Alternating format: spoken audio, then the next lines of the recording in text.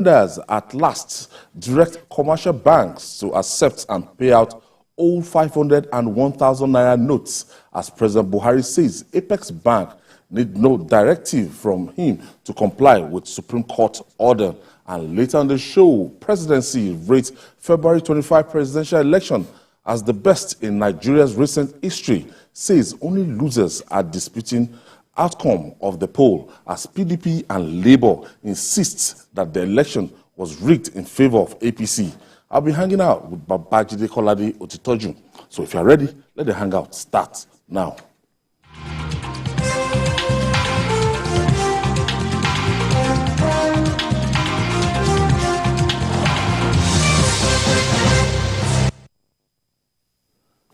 Thank you for staying with us. It is said that an individual or organization cannot be greater than a country. We are seeing manifestation of that in Nigeria. The Central Bank of Nigeria, CBN, Godwin Emefiele, has finally surrendered regarding its ill-fated Naira redesign policy. At last, the CBN has directed commercial banks and other financial institutions in the country to continue to accept and pay out old 500 and 1,000 naira notes till 31st of December 2023, in line with the judgment of the Supreme Court.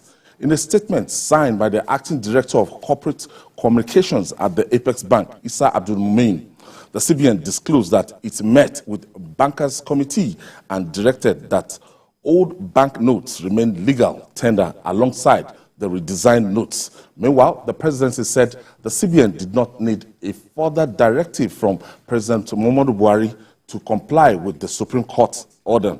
On this program, we have consistently questioned the implementation of the policy and stressed the need for authorities concerned to obey the order of the Apex Court. Let's share some of the episodes with you.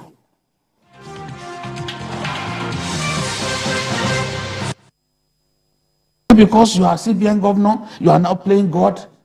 You are playing God. You are showing an arrogance that does not match your success in office. At all. I mean, what are we talking about? Something. I see so much arrogance from a governor of a central bank. You want to blame your own failure on certain other things. This is inexplicable, and I think the National Assembly should call the CBN governor to order now, because there will be chaos as from 31st of December. Now, it's not as if we are criticizing this idea or policy, but given the time frame is the problem. That is the thing. It is not my, you see, he can come up with what kinds of policies. What is it called? Cashless policy, this and that. It doesn't really bother me. But it bothers me when pain will be inflicted on the ordinary Nigerian. I travel a lot across our country. I feel the pain of the ordinary Nigerian. I know what the ordinary Nigerian is going through. It will go down in history as the longest serving CBN governor. It's been, why is he just doing it now? Why didn't it occur to him to have done this before now? And if you must do it, you've got to give enough time frame.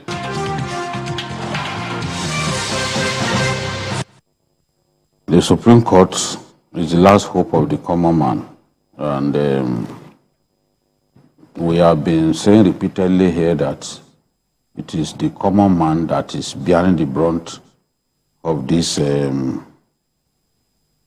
policy. No one is saying the policy is bad or that it shouldn't have been instituted, but everything is wrong about the implementation, about the time scale. For me, it is the time scale that is the biggest problem. If the CBN governor were not someone who appears to be happy at the suffering of people, he should not have come up with this kind of unrealistic timescale. Because in other parts of the world, they are going to give them like 1 year. During this period, the old notes come into the banking system and stays there. I'm saying that if we are a country where there is transparency, the CBN governor should be briefing Nigerians every week to say, this is how much we have printed. This put in the bank vaults for them to distribute.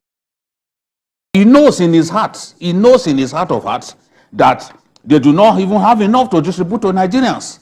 Those of us who are in the South, who stay primarily in the South, we don't know that the kind of problem that is going on up north is worse than what is happening here.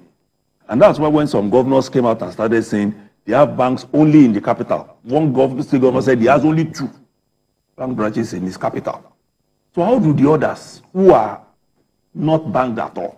You see journalists even advocating for this policy. You go on social media and they will say, on the 10th of February, we'll stand. Whose interests? Journalists. And they can see people suffering. And people are, you say, no, are those ones I stand with Emefiele, I stand with Mr. President on this.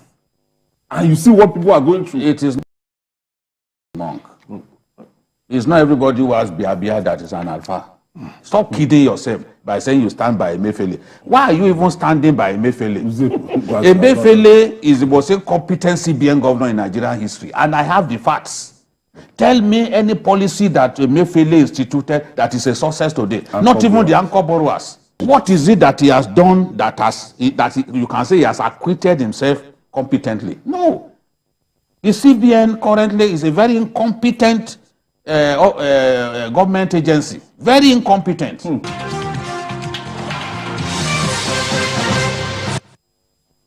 The Supreme Court has the final say in legal matters.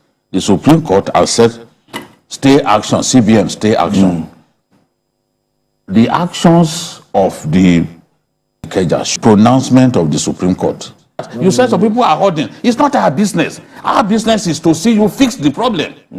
If you can't fix the problem, you have failed. Now the Supreme Court has to look at the totality of this problem and take a decision that serves the interest of the generality of the Nigerian people, not the elites. It should be the interest of the Nigerian people that the apex court of our land will consider.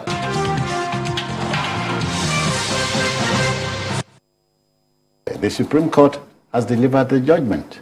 Where do we go from here, do you think? Where else do we go? we keep spending our money. You know, we all complain about this then, but it appears some people felt, but we wanted to do everything in 3 months. In this country, this is not the first time that we are changing. You know, there are reasons why you change your agency, either for economic reform or whatever. I was looking for the exact reason for this. I could not get this, except that it was politically motivated, and you put the entire nation in this kind of because of who? Because of a man? But now, all of these things was avoidable. Thoroughly avoidable. It was an act of callousness on the hapless masses. And people must behave needlessly, bearing in mind that they will account for their actions. I'm happy the Supreme Court did the right thing. Mr. President should have consulted widely. He didn't. So Emefiele was behaving like, look, he could do whatever he liked because he had the president behind him. Yeah. Will the president be in power forever? The president will leave one day and you will be made to account for your actions. All right. So I hope that the Supreme Court clearly has now underlined the fact that no president is above the law, no president is an emperor, no president can take actions that he thinks that he deems fit.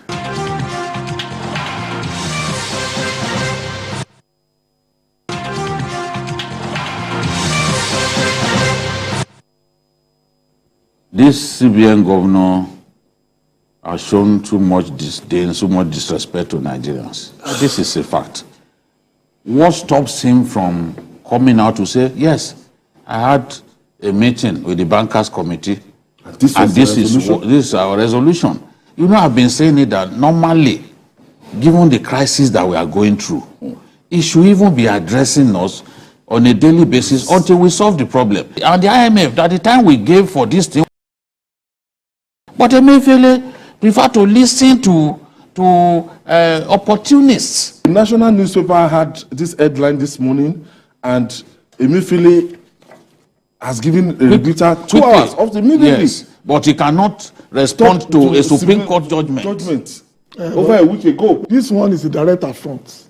That one, maybe he has people who he thinks he must listen to, who must now direct him to obey the law. Because somebody must be telling him, don't worry, nothing will happen. Because if he can react so fast, that means also aware. For Nigerians to be able to hold the banks accountable, all you needed to do was tell us that this is what you have agreed. The Buhari that I know, but what I'm saying is that by reputation, the president never loved to see people suffer. But this time around, what he has done, he even admitted that this thing has inflicted pain. On Nigeria. Yet he is having it continue.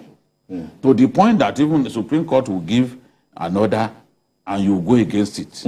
We are dealing with a CBN that had not planned well before coming up with this shitty policy. Now, you are thinking that, oh, once the elections are over, this whole problem. Don't be too sure. Did they print enough? The answer is no. They don't print enough. They didn't print enough. Look at the implementation of the policy. It's been implementation in a terrible manner. Everybody can see it. It's just a circular. If you don't have to show your face. Nigerians are not interested in seeing your face. You are ashamed. Just a signed circular. Yes, we are law abiding. After the Supreme Court judgment, this is our decision. That's all. Even if you are ashamed, if you can't pose like this, like you're posing with the president, if you can't smile like this. Posing that yes, time. But that it has not been served breakfast. You call yourself a trained journalist. You can see people dying on the street. You can see people standing on the queue and collapsing and dying. You had no shame to say that you stand by a man who has inflicted that pain on people. I mean,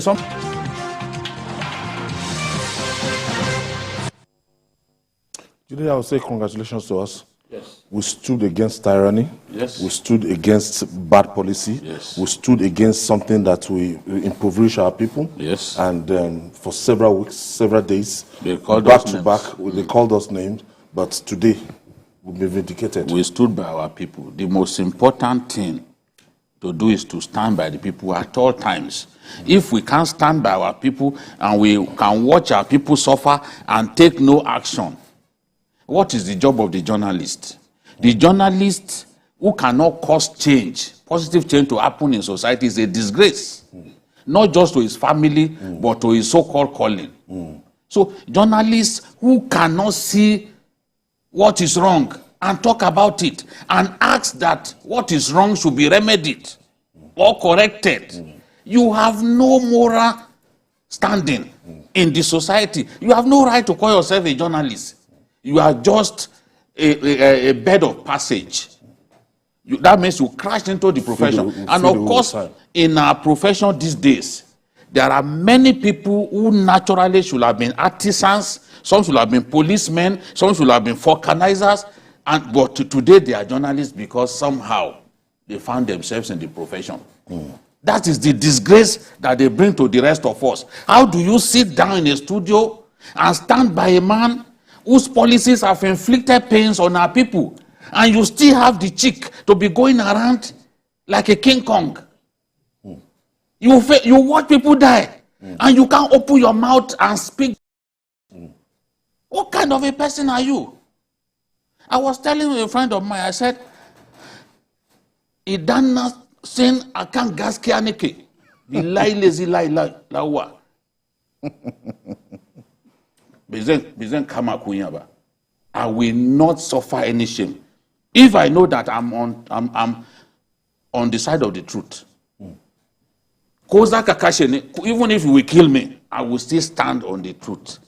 This is not the nature that I acquired in one day. No, I've always been like this. Even if the whole world turns against me, if I know that it is the truth, I will stand on it. But our country has become something else. Even media journalists who should be the conscience of the nation.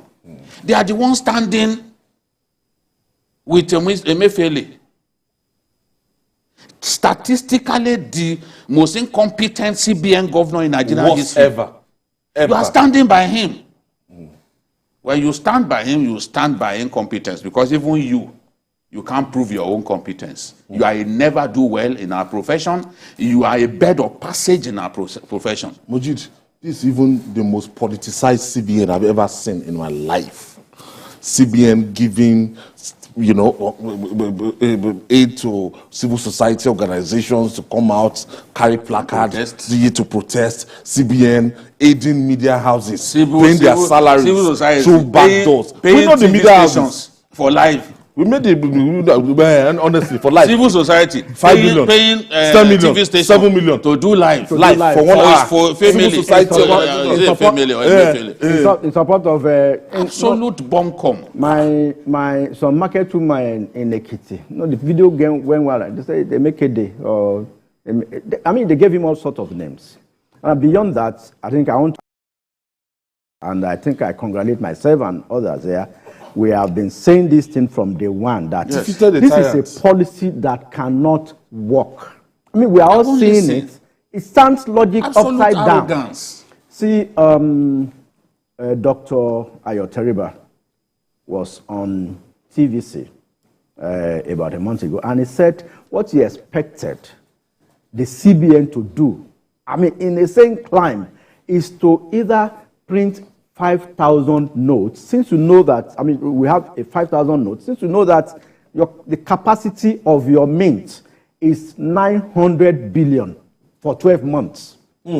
Yes. Of our mint? Of the mint of Nigeria. The capacity is 900 billion for a whole year. And the mint was only able to print about 400 billion. These are facts. Let them contribute. That's why we have shortage. This is another. When the mint was even saddled with printing of sensitive materials. So it's like a double jeopardy.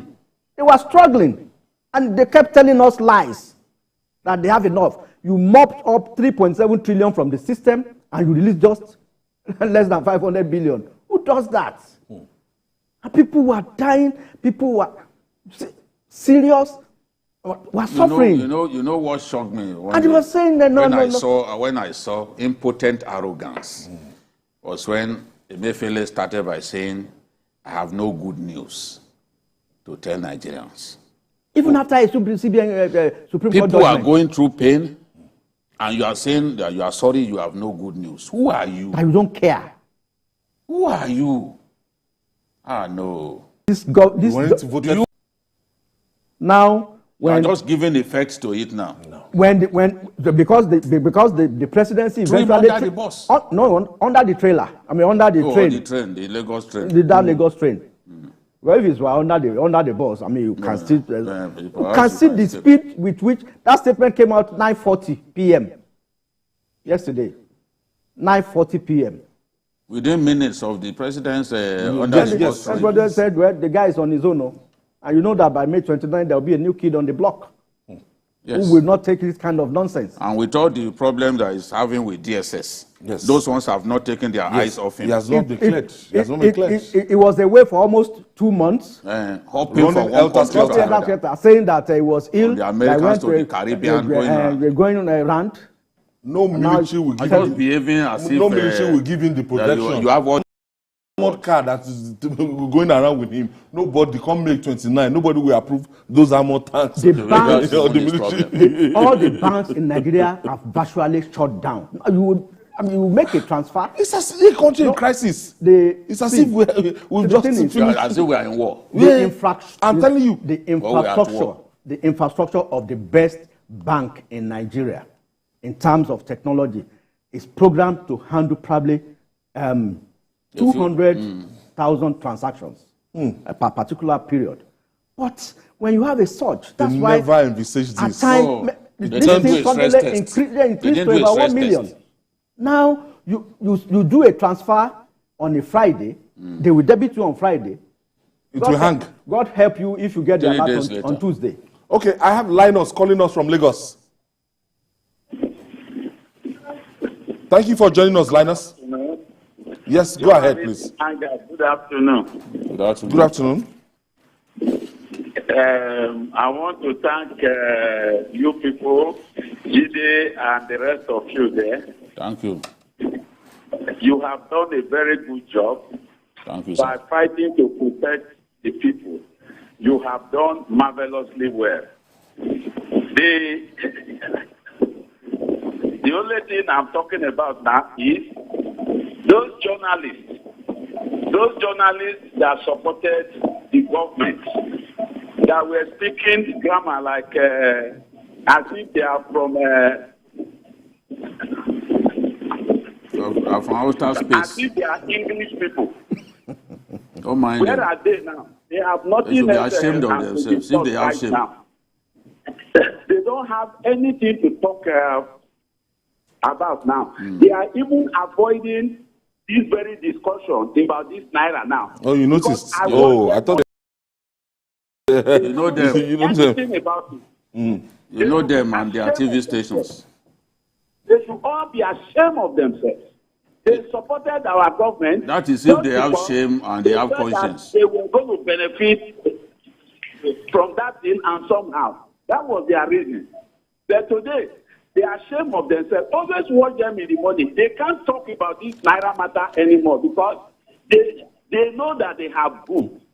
I'm very grateful. Thank you, Linus. Thank you. Thank you. Some of the proprietors, they are consultant to CBN. Mercantilists. Do you understand? So proprietors' Mercantilists interests. have taken over our interest, profession. ownership interests. When he saw that headline, banner headline in the Nation yesterday morning, I mean, and most online papers also started picking it. I mean, young governor, you will be immune to the hardships being faced by people. Honestly, just because in your heart you are after an individual. An individual. And this person has defeated you guys. If you understand politics, that individual could not have been defeated in the election. Because even when we sat down, we were doing the mathematics. Yes, we looked at it. We did 29 states. Yeah. And after 29 states, the lead was unassailable. We told them. Against all odds. The same way they did okay, polls. It now even became something that earns sympathy for the individual. Yeah.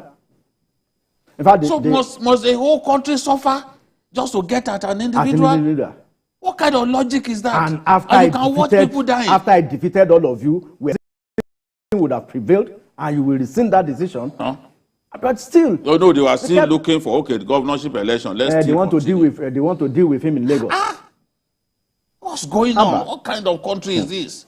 Why should we allow innocent people to suffer? The vulnerable. And for IMF warned us. World Bank warned us. And for a CBN governor who is very partisan, who has shown that he's also interested. Somebody wanted to be president. How do you define partisanship? He went to court. 100 million naira form. He went to court in Delta to compel nobody should stop him. INEC not to stop him from contesting. Supposedly bought by why being CBN governor at the same time? From the failed Anchor program. 78%. If he has any shame left, I expect him to tender his resignation letter. If he has honor, as tiny as the mustard seed, he should resign.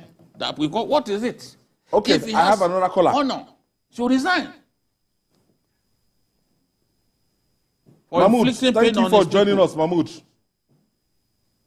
Yeah, good evening. Good evening, Mahmoud. Yeah, I want to congratulate all of you in that studio. Thank you. You have rescued Nigerians, and the CBN governor should be ashamed of himself today. People have died because of the bad policy. And he doesn't even feel anything at all. Today Nigerians have, in fact, have come to realize that we don't have a governor as the CBN. The man should just retire and only to resign. I thank all of you for the good job you are doing, especially my good friend Jamiu and Jide. God bless all of you. Thank you very much. Thank you. Thank you, Mahmoud. Yeah. So, you see, Majid, you know, in all of this, is the truth. We can't blame Emefiele alone. There was someone who gave the instruction permitted by law to give that kind of directive. Even the Supreme Court, in arguing that it did not, that the CBN governor did not, the CBN did not have to be joined, placed the blame squarely at the door of the president. Emefiele is just the special purpose vehicle for the suffering inflicted on our people. It was Mr. President that has to take the larger share of the blame. If we are blaming Emefiele alone, people will see us as hypocrites. Because even when Supreme Court gave the ruling, it's Mr. President who came out to try to vary it by saying, okay, 200, I'm allowing 200. So, Emefiele singularly. So, it's not everything that we are blaming him for that he can take the entire blame. Even if he was the one who advised the president to do it, or some other selfish individuals joined him to advise the president to do it, for reasons best known to them. Mr. President, having seen that people were suffering, should have taken the decision to say enough. Was misadvised. Yes, I was misadvised. I can't allow this suffering to continue anymore. So Mr. President is as liable.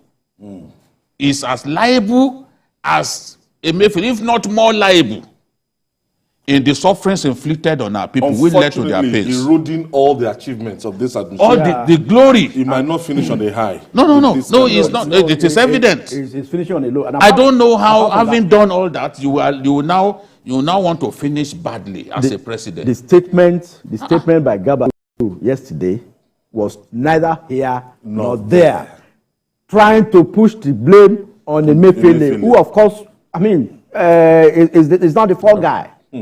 All right, we quickly take this break. When we come back, we'll talk more. Please don't go away. It's still Journalist Hangout.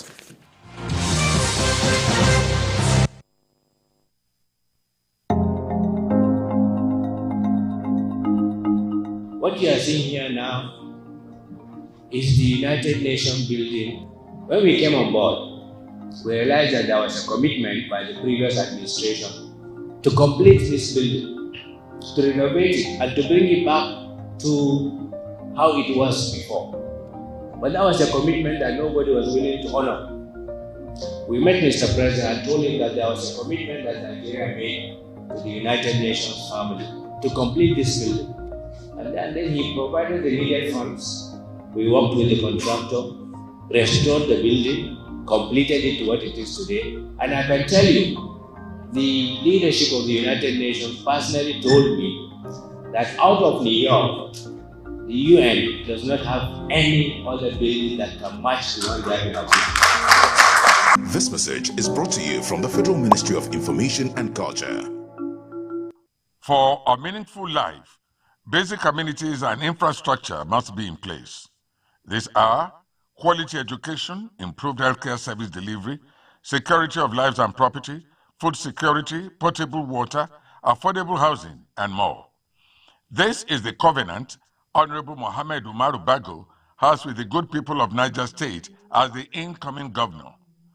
Bago, as a banker of repute and a federal legislator, is determined to turn Niger State to a sustainable economy driven by massive agricultural development and rural-urban linkages. Another high point of his program is urban renewal with the state-of-the-art infrastructure development. So, let's vote in this great man of many parts, Bago, as the governor of Niger State on Saturday, March 11, 2023. This message is sponsored by Dr. Friends of Bago.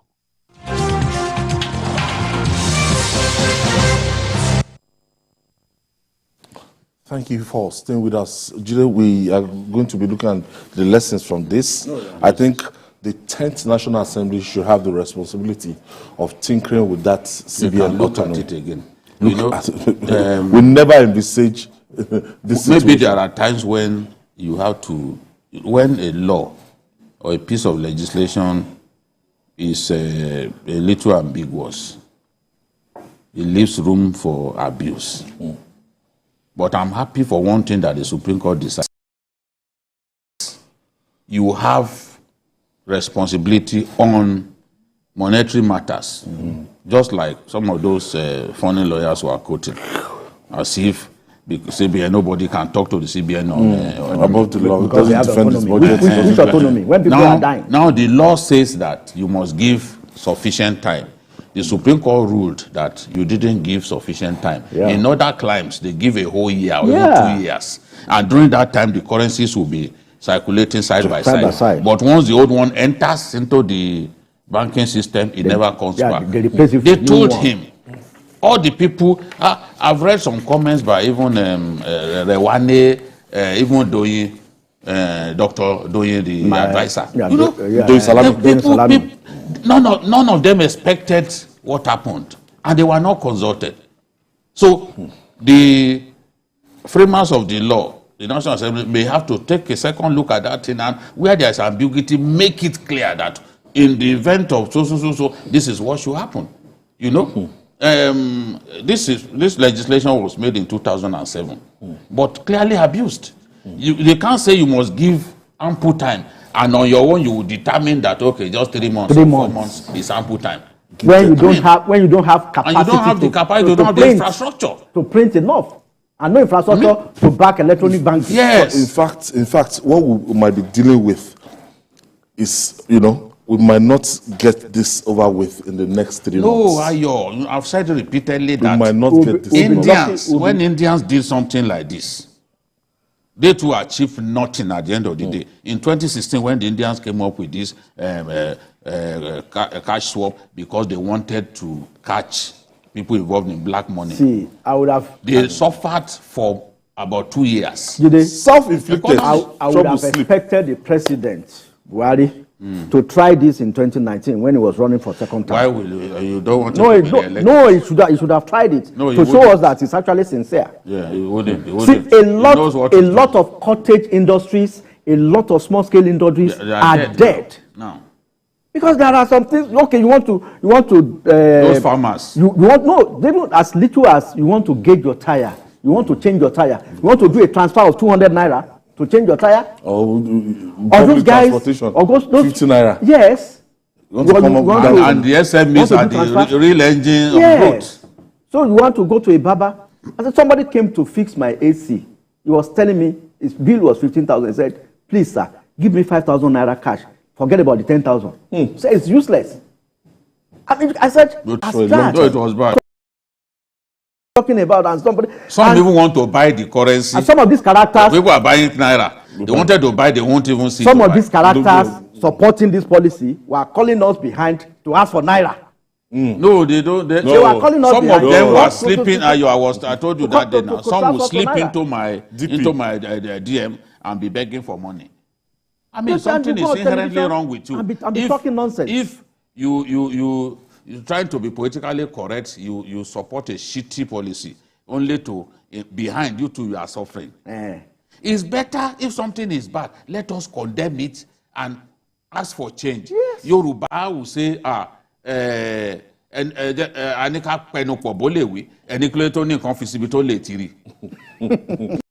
nonsense. That is the thing. You are blaming the owner for not keeping his property well. Instead of abusing the thief. You are saying that you too, why were you careless when you put your money? Benga is calling us from Abuja. Yes, thank you for joining us, Benga. Good afternoon. Good evening, Jide. Good evening, Ayo. Thank you. Thank you. Your colleague there. Thank you. I appreciate what people are doing. You stood by the suffering Nigeria, and we appreciate you. Also, we need to commend the governors, APC governors that went to court. Yes. To show that even though they were accused of fighting their party, the party is divided, the party is falling, they stood by their people that their people should not suffer. And because that's what they elected for. They were elected so that to protect their people. No, you are right. We commend them for this. If not for them, we will not get this judgment. They were divided. They are called different names and have money somewhere they are hidden. They did not come out to support to fight against ASU. How would they fight against ASU? ASU is a dispute between employer and employee. What concern with it? Don't mind the people. All those arguments, those are silly arguments. Thank you very much for your Those are silly arguments. Thank you, Buga. This money matter affects every Nigerian. Yeah. ASU strike did not affect affect every Nigerian. Nigerian. There are private universities who do not give a damn. There are public, state universities that do not give a damn about us. Well, everybody needs but Naira. everybody needs money. So when you want to compare things, no, see, compare. Kudos to Erufai. Kudos to Governor Nasir Erufai, Governor Yahya Bello, Governor yes, even Matawale, Governor Abiodun Prince Abiodun, the governor of Ekiti State. Yes. Who said, I will jail anybody who refused to take the Naira? Governor Abiodun Abayomi. And of late, the Lagos State governor, who issued a statement yesterday. And the Lagos governor issued a statement that people can pay government agencies in old currency. So these governors, in the true spirit of federalism, resisted an aberration. And shame to the governors of Edo that went to court against their own people. Against their own people. Against their shame to all of them. No, but at the end of the day, did they not serve them breakfast? Yes, now he's begging that they should not allow them to impeach him. To the assembly. The assembly to populated assembly. You have to stand by your people. He and Okowa, they stood against their people and they served them breakfast at the election. How can you watch your people dying, your people suffering? Some of the most bloody riots happen in Edo State. and you are there, you and the Bayelsa governor who are joining federal government. Against How are they feeling now? The people. How are they feeling now? So I think we should actually give it to those. The presidential election has come and gone. Yeah. And so the vote buying you want to talk about, so will you talk about it now? I don't understand. People have made up their minds who to vote for. The election some of the people shouting thief. Now we have seen what they did with voting in their different zones. So nobody should come and say and play a saint. We have seen how some parties did in the different zones of the country. So I mean, it's the smartest of all became the president. Yes. All right. We'll continue tomorrow. Definitely. There are still things that we've not talked about. The impact on the economy, we've not really discussed it was so devastating. Devastating. So more positive and negative reactions continue to trail conduct and the outcome of the presidential election. In another positive review, the presidency has rated the February 25th presidential election won by the candidate of the All Progressive Congress, APC, Bola Tinubu, as the best the country has seen in recent times. Presidential spokesperson Garba Shehu said the presidential and National Assembly elections results are clear mandates for the party to retain power for another 4 years. Meanwhile, the People's Democratic Party and the Labour Party insist that the election was rigged in favor of APC. Jude, how was that election rigged in favor of APC? Well, they are the people who are saying the elections were rigged. We are reading their lips. They are the ones who will be able to explain. As far as I'm concerned, since 1999, I've not seen an election like this. In terms of, there are many parameters that you can use to judge an election, to assess an election. An election does not have to be perfect. Let's get that right. Do we have America? Was the last election America perfect? If the American election was perfect, there was no reason why Al Gore should not have defeated George W. Bush in the year 2000. There was no reason in the world. Because the gap he gave him... The popular votes. Yes, so in terms of popular vote, was massive. Yeah. 3 million. Was massive. 3 million. So don't come and tell me... And it wasn't... Even the Florida, the recount was not completed. Same with Clinton and... you know what? Trump. If we go back to what happened in the U.S., they were manually recounting the Florida votes. Yeah. Yep. And that recounting would have lasted up to 2 months. Yeah. But the American Constitution is a powerful one. Once it got to the day when a winner has to be called, and George Walker Bush was leading by a little over 500 votes. Or is it 500 or 5,000 votes? they had to announce him. They had to announce him. Yes, he would still have picked, he would still have taken Florida. Remember, his brother Jeb was governor of Florida. He would still have taken Florida. But the county had not ended, but they allowed it to go. It remains painful to Al Gore, but he accepted it. No election is perfect. That is why the law says that elections must be conducted in substantial compliance with the Electoral Act or the Electoral Law. Once it is conducted in substantial compliance with the Electoral Act, whatever you say at that point is immaterial. That election will be deemed to be good enough, and the mandate of the people will be respected. In this case, all of the people complaining about this election, who habitually they don't want us to talk, they are complaining that they did not transmit results real time. What is it that they are transmitting? Results generated from polling units, from ECA, results generated from the more than 170 something polling units, and then photographed and with the result duly imputed on the form EC8A. Yeah. That is the primary source of validity. Once it is signed by the agents, it is that result that will be put on high rev. Now, the bulk of the complaint is that there was no transmission. But can you dismiss an election just because one of the items in the guidelines, not in the Electoral Act, because IREV is not known to the Electoral Act, neither is it known to the Constitution. An item in the guidelines was not complied with. For that reason, you now say you want to dismiss the election, whereas the law says that where an INEC staff fails to comply with the directive in the guidelines, it will not invalidate the election. I hope some of our people can go and read some of these things. That means the guideline is not going to be superior to the Electoral Act, neither will it be superior to the Constitution. So they have to bear that in mind. The Electoral Act permits INEC to decide on the mode of transmission. Section 62 or so of the Electoral Act. So INEC can exercise its discretion. But in this case, what are we even talking about?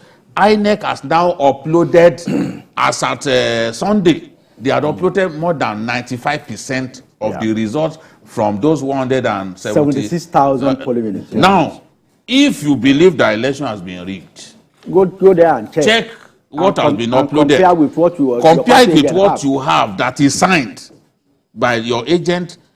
If you cannot see discrepancies, then it's better you just shut up. The issue is that the Nigerian Bar Association, as a body, after the election, did a survey on about 5,000 voters all over the country who participated in the election. And what election? And internationally, for surveys and opinion polls, when it achieves 61%, when it crosses the 61% threshold, it is acclaimed fantastic. So, anybody who is aggrieved should go to court. Now, beyond that, we've seen international observers, and this is an election that is showing Nigerians that our votes are now counting. This is an election where we are seeing 20 governors were defeated. 20 governors, 20 governors lost Senate seats. No, presidential election. 20 governors failed to... 20 governors failed to win. To deliver their parties. While some governors lost senatorial bids. It has never happened. All right. We go for this commercial. When we come back, we'll talk more.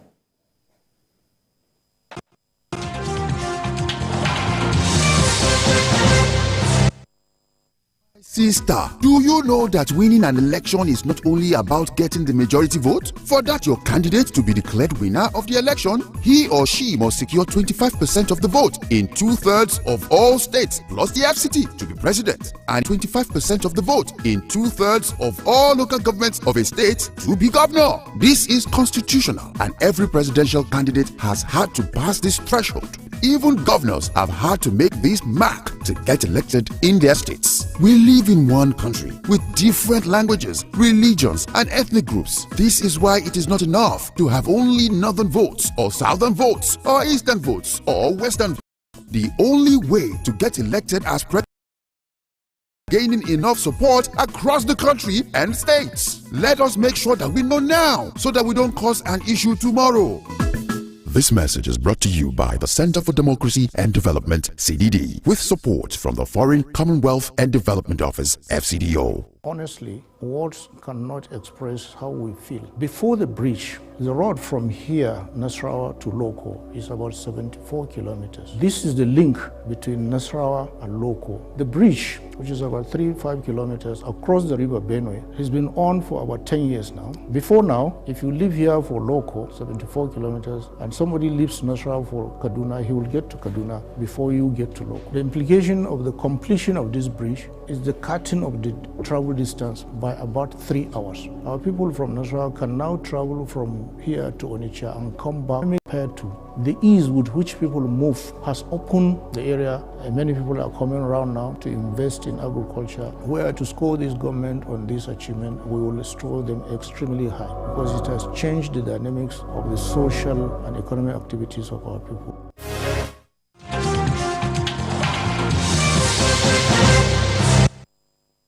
Yes, welcome back. This is journalist Hangout. Mujid, so at the end of the day, when we look at the conduct of that election and the international community and, parties want to go to court, and this is advisable, I said it yesterday, within 8 months from the Court of Appeal to the Supreme Court, it will be dispensed with. The Hausas, they have a saying. I know Jide will speak it better. It's Sere ya dere, mesusu menamane. To ba dowo dere, gbogbo eran, including Ologbo, Jijeni. See, all these major parties, the 4 major parties, they all have what they call situation room that they set up. So they have party agents in all the polling units. PDP had more agents than APC.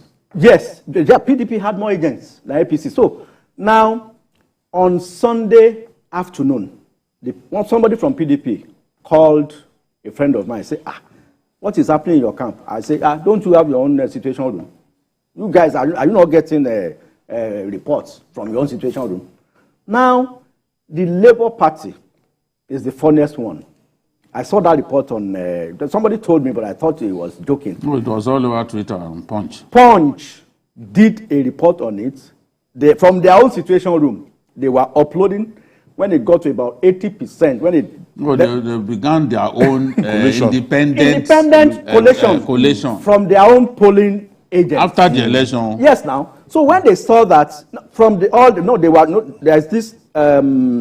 were doing this Twitter Hangout where they were calling people to upload the reports, results from ECA 8 from all the polling units after the election. So the reports they were getting, it got to a point, they saw that at about 80%, it was an unassailable lead by Ashwaju. So the guy shut down the platform. They now went for him. As usually, they were abusing him. You can abuse anybody. That he has collected money. He said, how can I collect money? This was the reports that you guys gave me. Okay, the people who didn't collect money should do their own. The ones who didn't collect money should do their own. And INEC is saying, go and verify. Verify now. They've uploaded more than 97%. INEC is on about 97% now on the IRF. So, this after the election, let somebody come out and say it. You can check. That's why they go uploaded. On INEC, you click on presidential election, you click on the state, you click on the local government, you will see your polling unit. Click on your polling unit, the result of your polling unit will come out. So challenge INEC. If it's against what you have, from what you have, let us know. So what are people talking about? Now Obi, in his interview yesterday on the TV station. On the TV station. Quote and unquote. I mean, Wike knows that TV station. I'm not going to mention the TV station here. So he said he is not challenging the outcome of the election, but the process. Which process are we talking about here? He's probably aware he has seen that the results. He lost, hands down. Now, Atiku, they were supposed to do that rally together. The one Wike called black dress wearing. Black dress wearing Aluta. Said this is not student union. Said the people should. I mean, this is not student union. Said while they were doing that rally, it was busy consuming its a 40-year-old whiskey.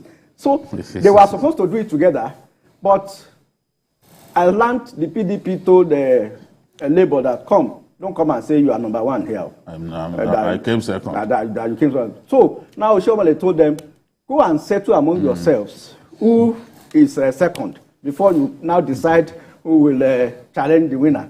Just like in primary elections, when they will say, okay, go and do consensus among yourselves and produce one person. One person. So they should do a consensus among themselves and produce who will challenge the winner. It's even strange to me that somebody will come third in an election and still be claiming that he won. Is all. I'm looking at the spread. Yes, there is no route. Both of them didn't get 25% in 24 states. Neither of them got it. It was Asiwaju that got 25% in 24 states. So they don't even have any route to the presidency. If you give Obi 10 million more now, add to his vote, he will still not be qualified to be president. I've heard people say, 14 million people didn't vote for Asiwaju. But what is democracy?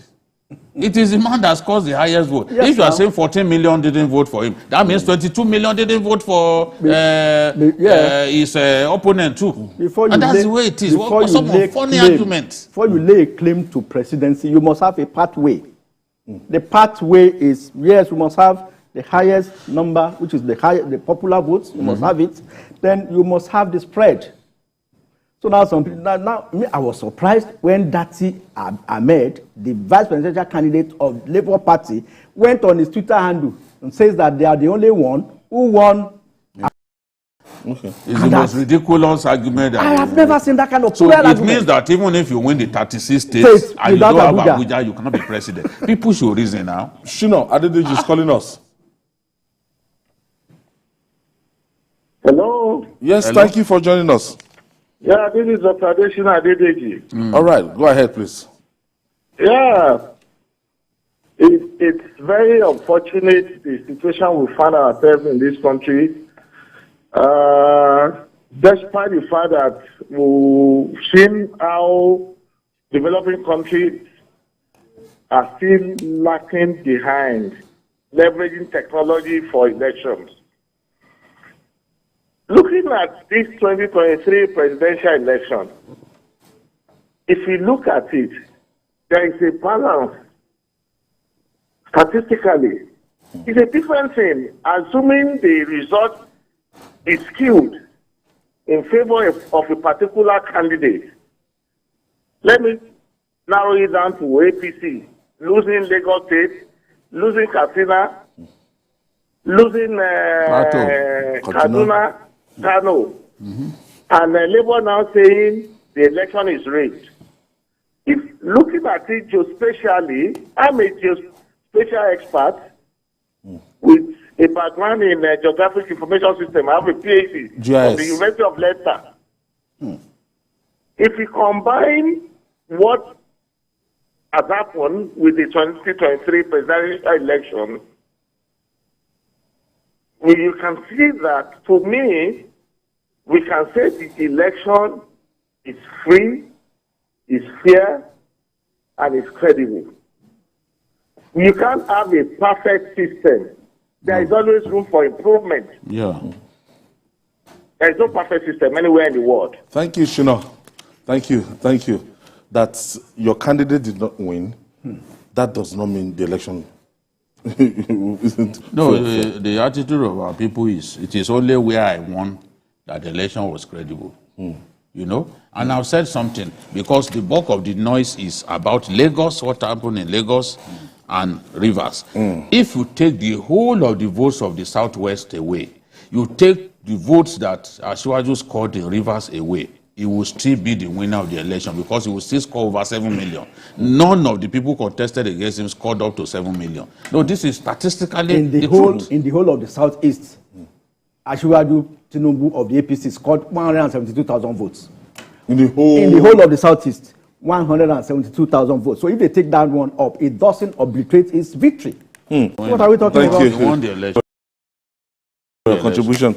And that's our package today. Join us tomorrow for another episode of the program. You can watch the repeat broadcast at 11 p.m. tonight, and join us this Sunday for Journalist Hangout on Sunday. We're on YouTube, youtube.com/TVC News Nigeria. I'm Ayodele Ozubafo. Bye for now.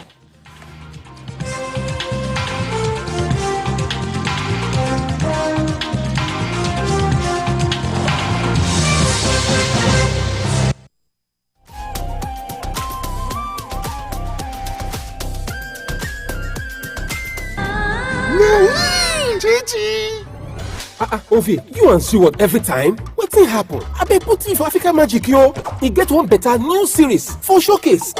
Wale, you dey play? We no get that channel. Africa Magic Showcase? Why don't we then step up and get boosted, Sir John? Time to step up and enjoy top entertainment. Yes, sir. Get boosted. Yeah, bro. Upgrade your subscription and get boosted to a higher package. If you are on DSTV Confirm, upgrade to DSTV Compact and get boosted to Compact Plus at no extra cost. Step up today and get a boost on us. This is show.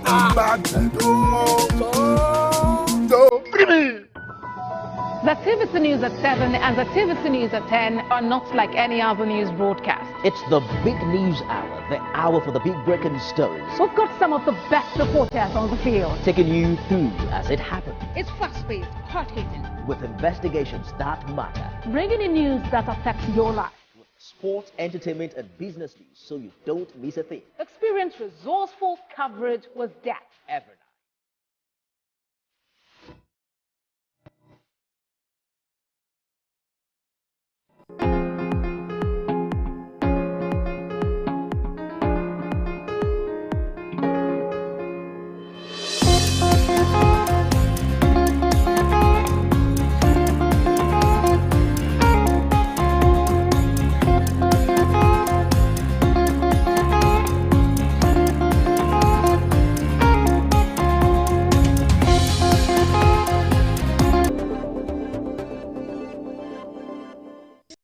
Prosperity Weekly TV series on TVC News. It is through this telecast the viewers get to know what is happening in the prosperity government of His Excellency Senator Hope Uzodinma, the Executive Governor of Imo State. Through this program, all questions agitating the minds of citizens and residents of Imo State are answered in details with documentary evidence. Don't miss it. Keep a date with us every Sunday on TVC News by 9 p.m.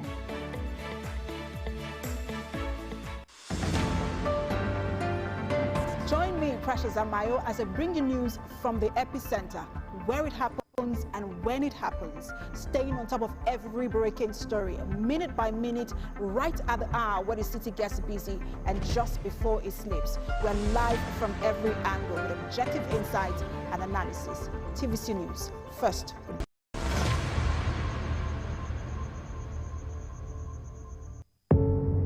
Doubt and fear doesn't occur at the canvas, it shows in the canvas.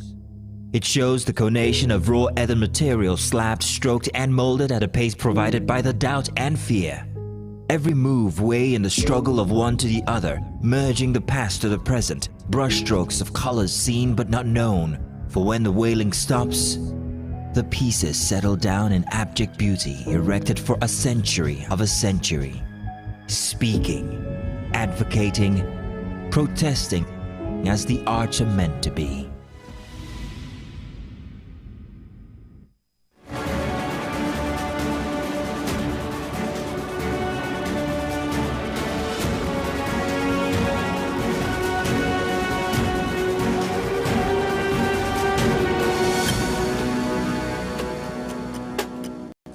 It's now 3 days to the rescheduled governorship and House of Assembly elections in Nigeria, 11 days after the Supreme Court judgment on the validity of old Naira notes. We understand that the Central Bank of Nigeria, Attorney General of the federal government, of the Federation rather, has now bowed to pressure by complying with the Apex Court ruling of making old 500 and 1,000 Naira notes legal tender. That's coming after the presidency made mention that it was going to obey the Supreme Court judgment in a press release by one of the president's aides. Thanks for joining us on the program. I am Nifemi Okuntoye. Join the conversation live on Twitter using the hashtag TVC Countdown 2023. Well, now after the delay in implementing the validity of old 500 and 1,000 Naira notes, the CBN Governor Godwin Emefiele appears to have bowed to pressure from Nigerians, civil society organizations and others. According to a statement released by the CBN, Nigerians can now receive and spend 500 and 1,000 Naira notes till December 31st, 2023, as pronounced by the Supreme Court. The question, however, is what's the compliance level of this decision? We hit the streets in some parts of the country. Hear what Nigerians are saying.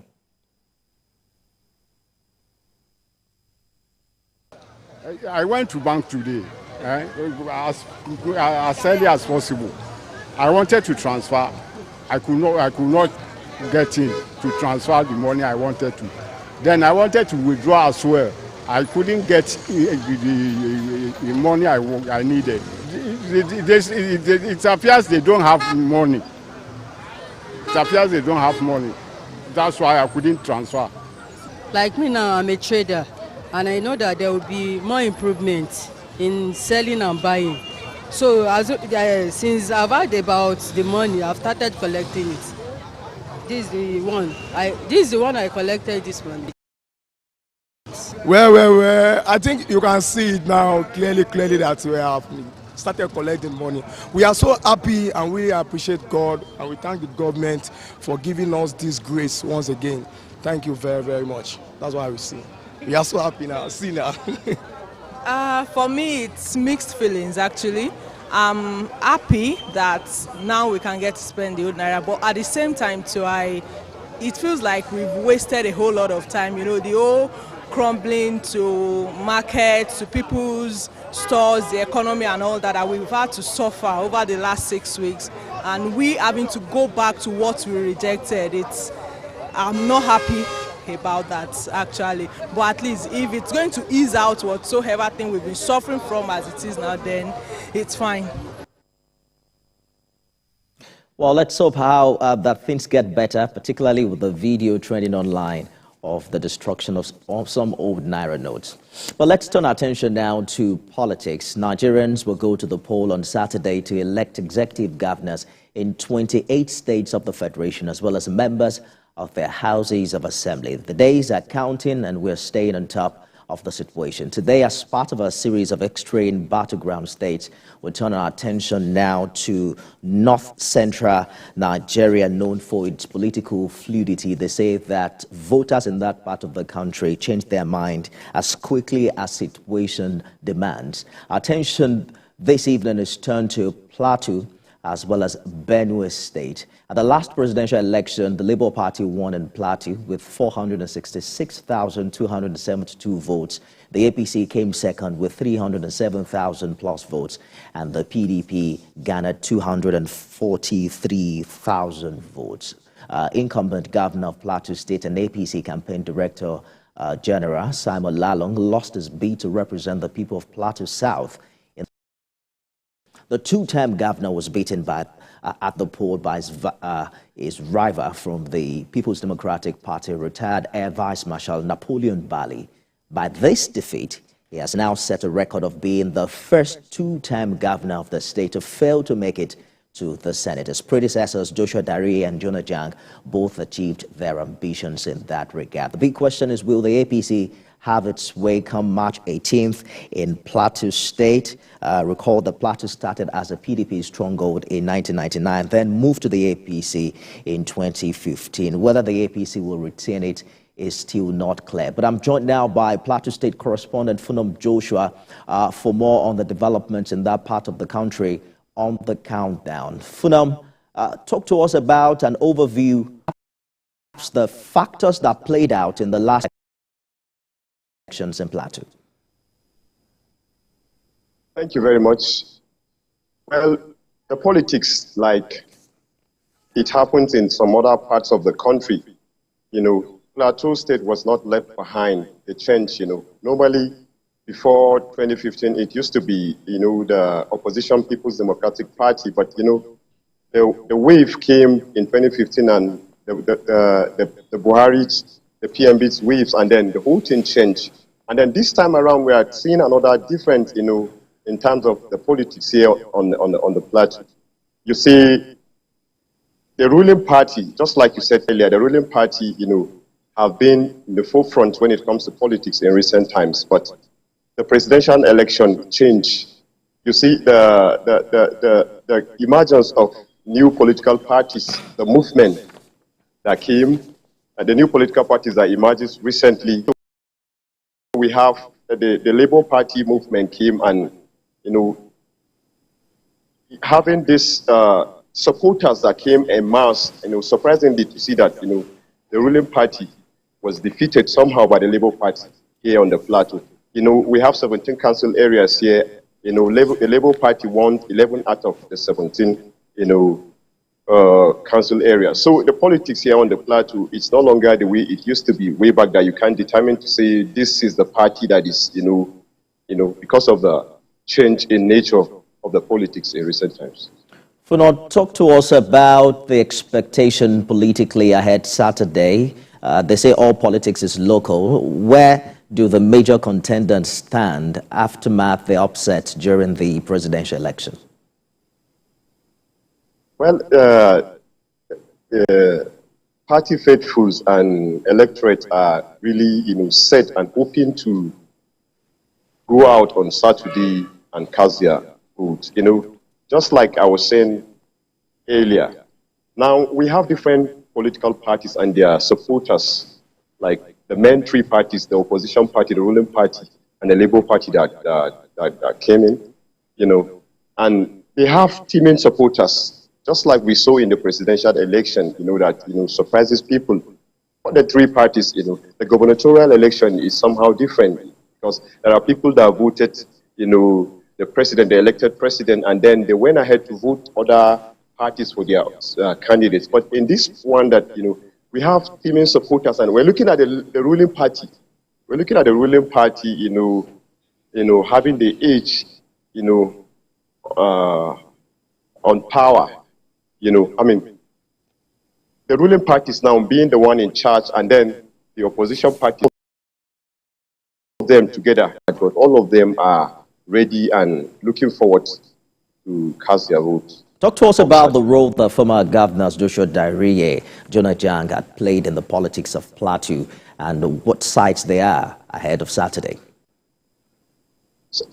Can you repeat that? I'm talking about the role the former governors Joshua Dariye, Jonah Jang have played in the politics of Plateau and what sides they are taking ahead of the election this Saturday. Well, for Jonah Jang, let me start with Joshua Dariye. He made it clear during the last presidential election that, he's supporting the ruling party presidential candidate, Asiwaju Ahmed Bola Tinubu.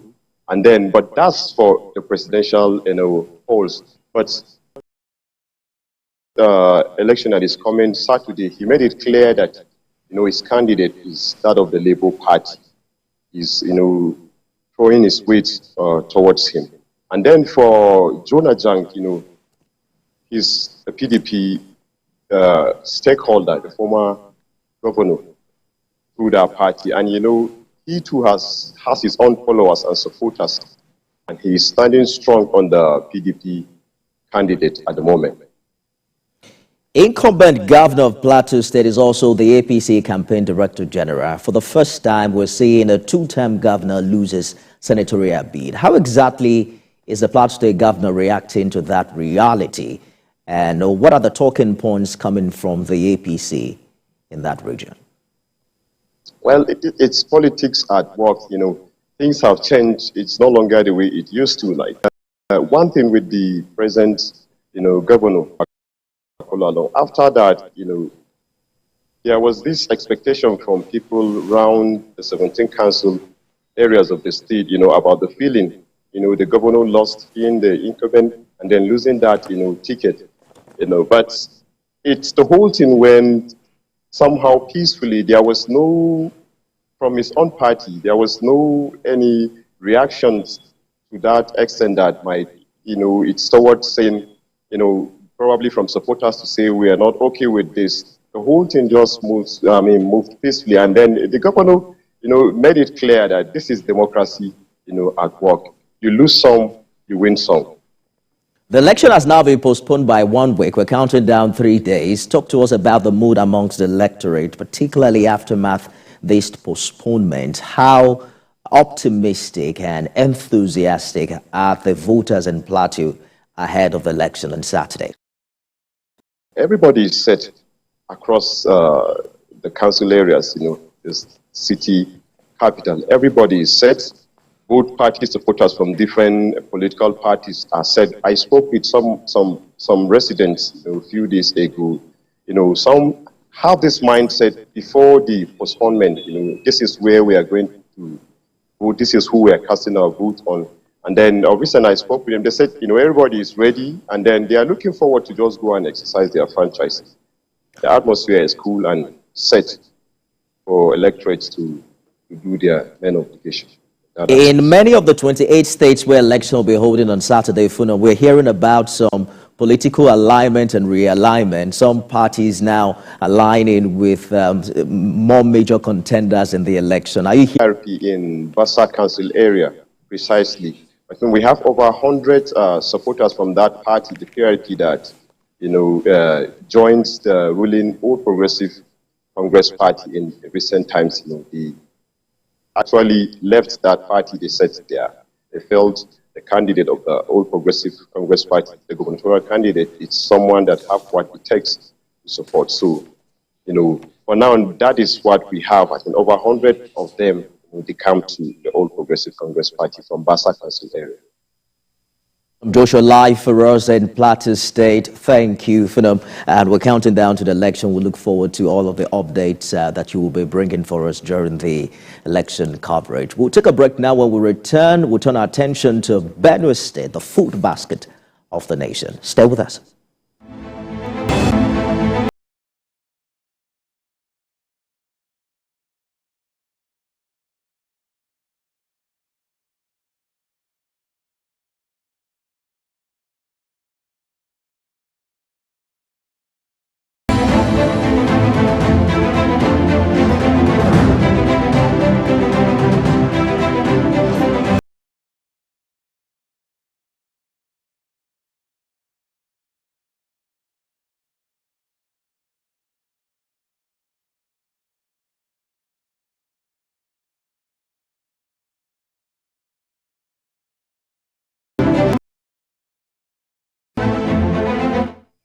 Always a great morning on the TVC Breakfast Show. Thanks for joining. I'm sure whether we have a strategy for security. Are you saying that there was nothing wrong in that? Was he the one driving the taxi? Answer the question. Reveal your morning with all you need to know. Like yes, just mundane lyrics. Yes. How does that fit into your scheme of events or duties right now? No chief of staff, no general has the right to call a governor to order. The governor has been elected by his people. Start your day right, because this is the breakfast show that adds to your breakfast. TVC Breakfast, weekdays at 7 a.m. TVC News. Every week, Green Angle, in partnership with Wild Aid, will bring you a documentary series on environmental issues affecting Nigeria's amazing biodiversity, from climate change, air pollution, and wildlife conservation. We will be traveling across Nigeria to give you on-the-ground report of the issues affecting our environment. It airs every Saturday at 4:30 p.m. only on TVC News. Information is power, information is security, information is knowledge. On Labor Lens, we believe that working people around the world have real questions of their own. They want to know how the world of work operates, what it means to the employer of labor, how policies affect workers in the workplace. On Labor Lens, I ensure we engage effectively the organized sector and governments to get out of them information workers are in need of. I am Sharon Ijason, asking questions that make you get sense of the workplace.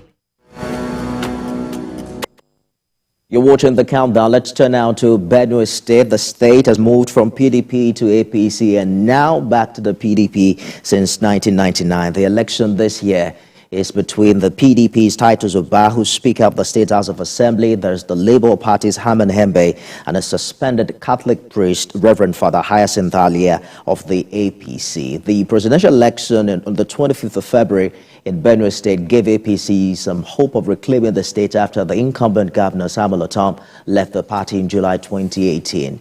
APC polled 310,000 plus votes to defeat the Labour Party, who came second with 308,000 plus, as well as the PDP coming third with 130,000 votes.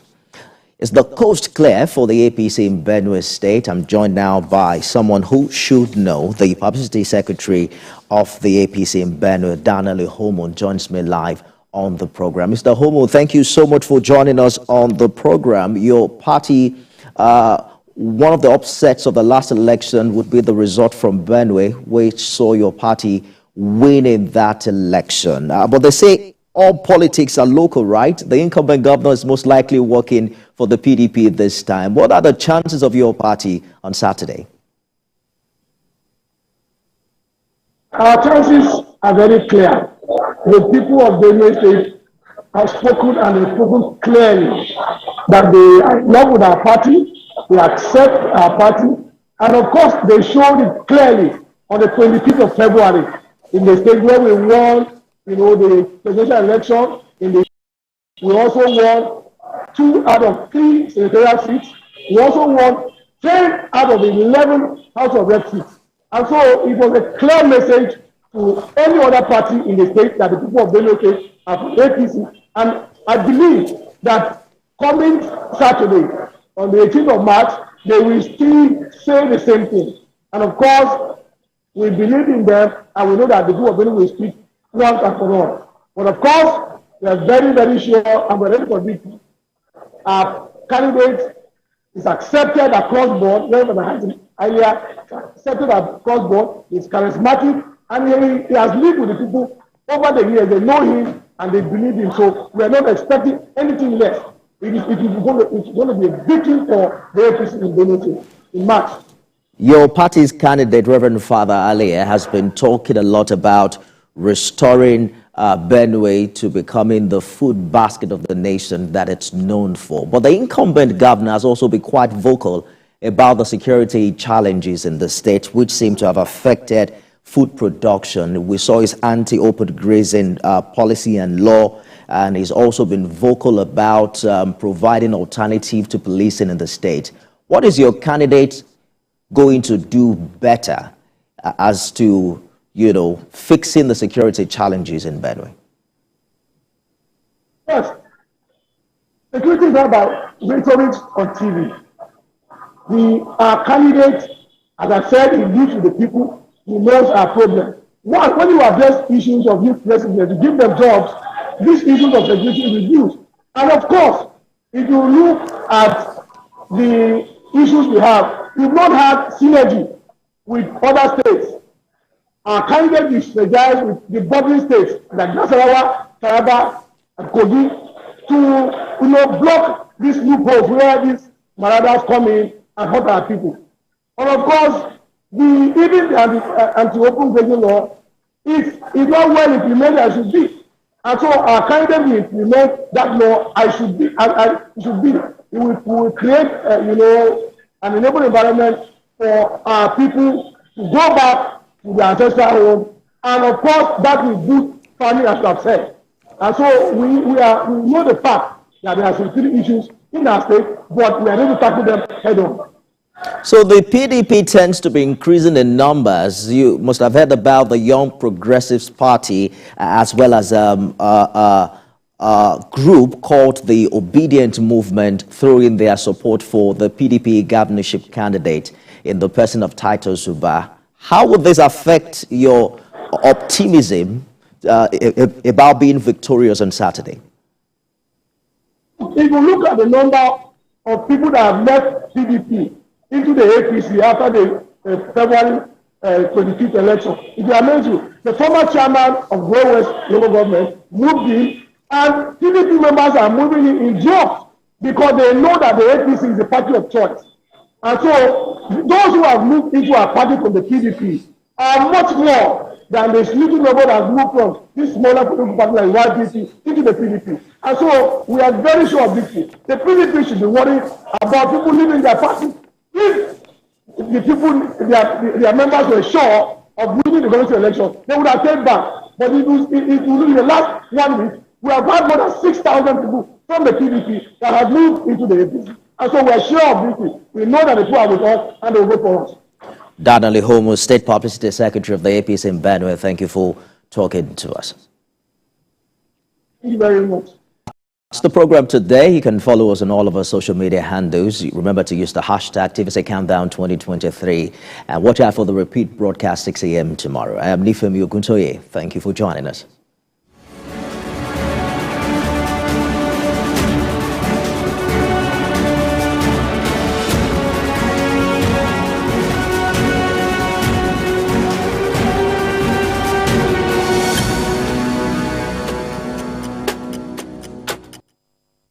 A moment. Instant breaking news from all over the globe. Live streaming of your favorite programs delivered directly to you. Watch anytime from anywhere on your mobile or smart devices. Download the TVC News app today. Available on Google Play and Apple Store.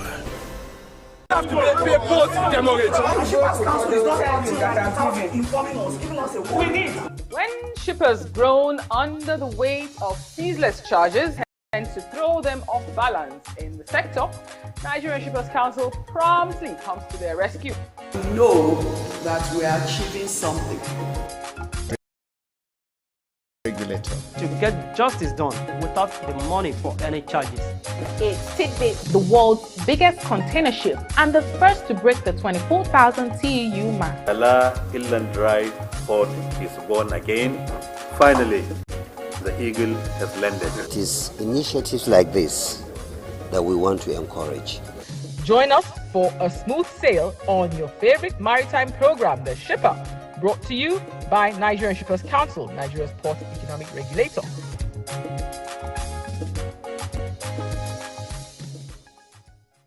Have you been thinking of where to acquire knowledge without stress and inconvenience?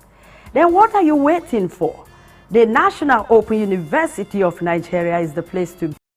For up-to-date information about the National Open University's programs and activities, join me, Lulu Bankong, on NOUN Update, showing on this station every Friday at 12:30 p.m.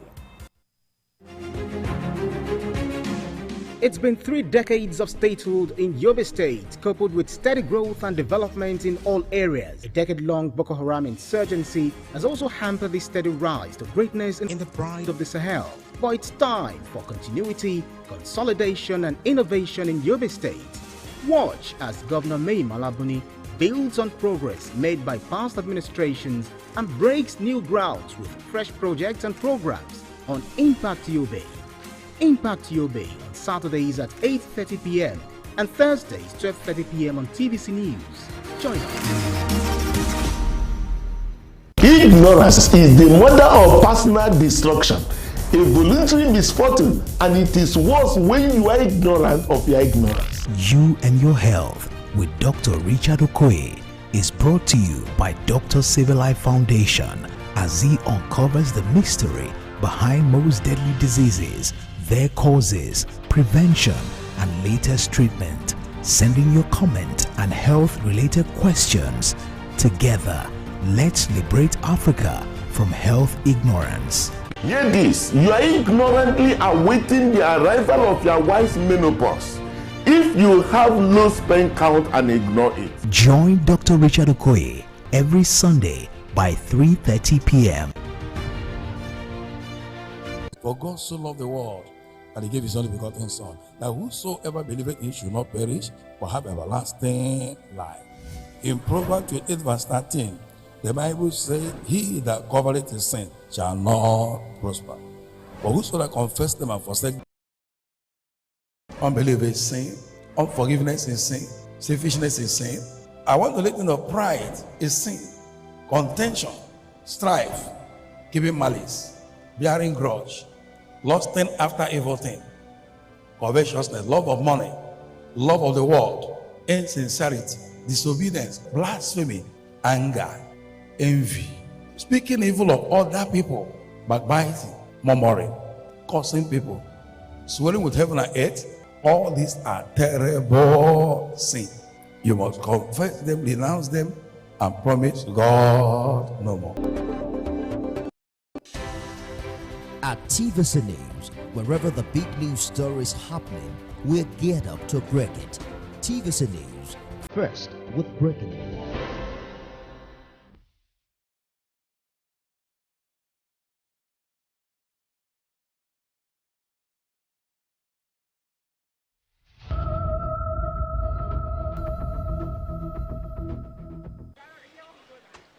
Mental health has to do with cognitive, behavioral, and emotional well-being. It is all about how people think, feel, and behave. People with mental health challenges may find it difficult to take proper control of their behavioral, emotional, and physical well-being. Based on this, the promotion, protection, and restoration of mental health should be regarded as a vital concern of individuals, communities, societies, and the government. The World Health Organization estimated that 1 in every 4 persons is at risk of a mental health challenge at some point in time in East. And with the estimated population of more than 200 million, it implies that more than 50 million Nigerians may be at risk of having a mental health challenge at some point in time in their lifetime.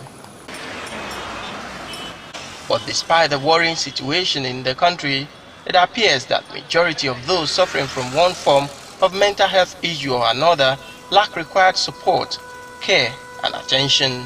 In the first place, one will be concerned about the plight of those affected. And having said that, the truth of the matter is this: if we start inward very well, hardly you will not be able to trace one person who is affected to a home or the other. So I will say we are all affected by extension. But even with that, that is where the government has a major role to play, particularly when you see them on the roads. It's not every one of them that is violent. We have some of them who are not violent. Both the family as well as the government has major role to play. I equally agree that at times the family may be fed up at a point in time, but the major responsibility is on the government.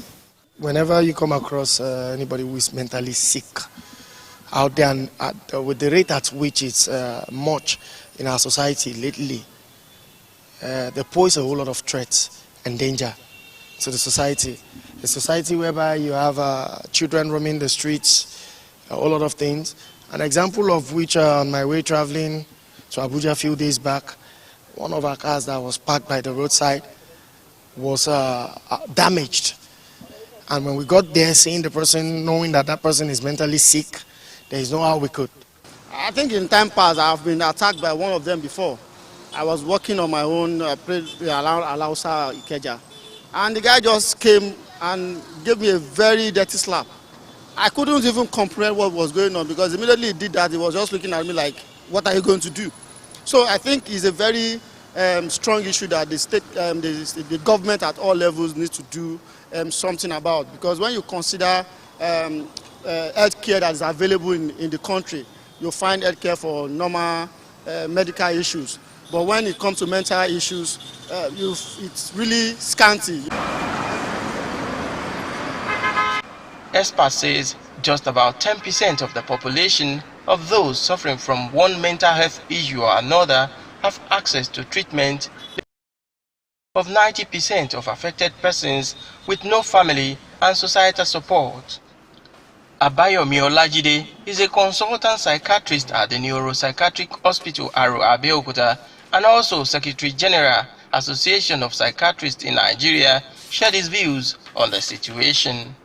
Because of our society, because of the perception of people in the society, we usually think of spiritual attack. We look at enemies. All these things are things that people have conceptualized. Even though in our culture we cannot remove such beliefs, but those beliefs makes the pathway to care to be disrupted. When it comes to vagrant psychotic, they are the ones who are mentally challenged, who have suffered one form of mental illness or the other, particularly psychosis, and they are not. And because there is breakdown of support system in the family, there is no good social support for them in the family, they've lost contact with family, with friends, with associates, they find, or sometimes some of them have been also treated in institution, mental health institution, but probably they did not follow use of medication, they didn't follow all that the professionals have told them, and when the family gets tired of them, they just push them out. And that's how you find a lot of vagrants who have psychosis on the street. He also called for signing of the National Mental Health Bill into law in order to replace the 1914 Lunacy Ordinance inherited from the British government, noting that the new document, if signed to law by the President, will facilitate development in the handling of mental health issues in the country. We need civil society, non-governmental organization, all relevant stakeholders to come to our aid so that this bill that has passed can be assented to by Mr. President. We know that just having the assent is just the beginning of the bill, of the act, because we still have to go through implementation stage. And this bill will revolutionize the face of mental health services in the country. It is a bill that has looked into the structure for treatment of mentally challenged. It has looked into option of funding. It has looked at rearrangement, making mentally challenged to have their rights protected, making people to support the mentally challenged, and seeing how we can create social service for mentally challenged. People also want the state and local government to have healthcare centers in communities in order to take treatment closer to the grassroots. There's nothing wrong if we can as well have all these mental homes in every wards, not even local government this time, because in every ward we have residents and anything can happen there. So if they have access to that mental home closer to them, that will make it easier for even the family to easily take them to that places. Urging the government at every level, governments at all levels, to stand up to their responsibilities. Because whether we like it or not, these mentally ill or mentally sick people are still part of the citizenry. Irrespective of the perception of Nigerians on people suffering from mental health challenges, my interaction with Lukman indicates that with adequate treatment, love, care and attention, some of them may regain sanity as we may reduce the number of people roaming the streets aimlessly.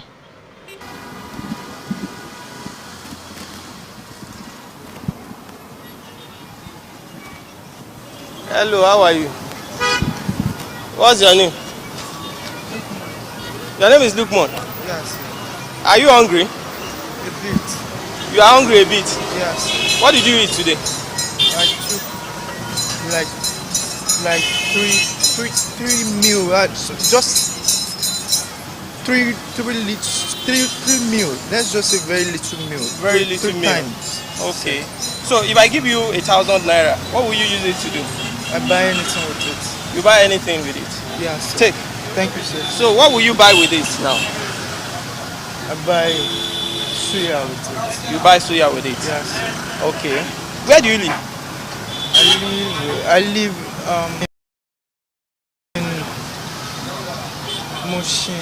Okay, you came from Mushin, Yes, but sir. now you are in Abeokuta. Yeah, Okay. I trekked to Abeokuta. You trekked to Abeokuta. Because someone was disturbing me for eating this kind of food. All right. Look, man, no problem. Sir. Get yourself what you want to eat. You understand? Thank you, sir. All right. That is Lukman.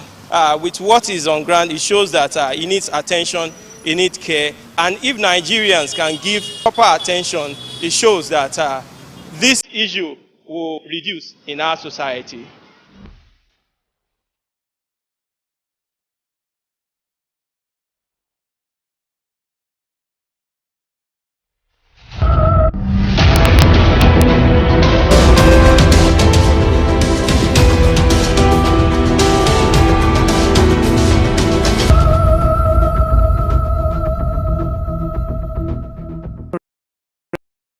Correctional Service as at December the 19th, 2022. There are 74,367 convicted and awaiting inmates across its facilities nationwide, out of which 51,617 persons are those whose cases are yet to be determined in court.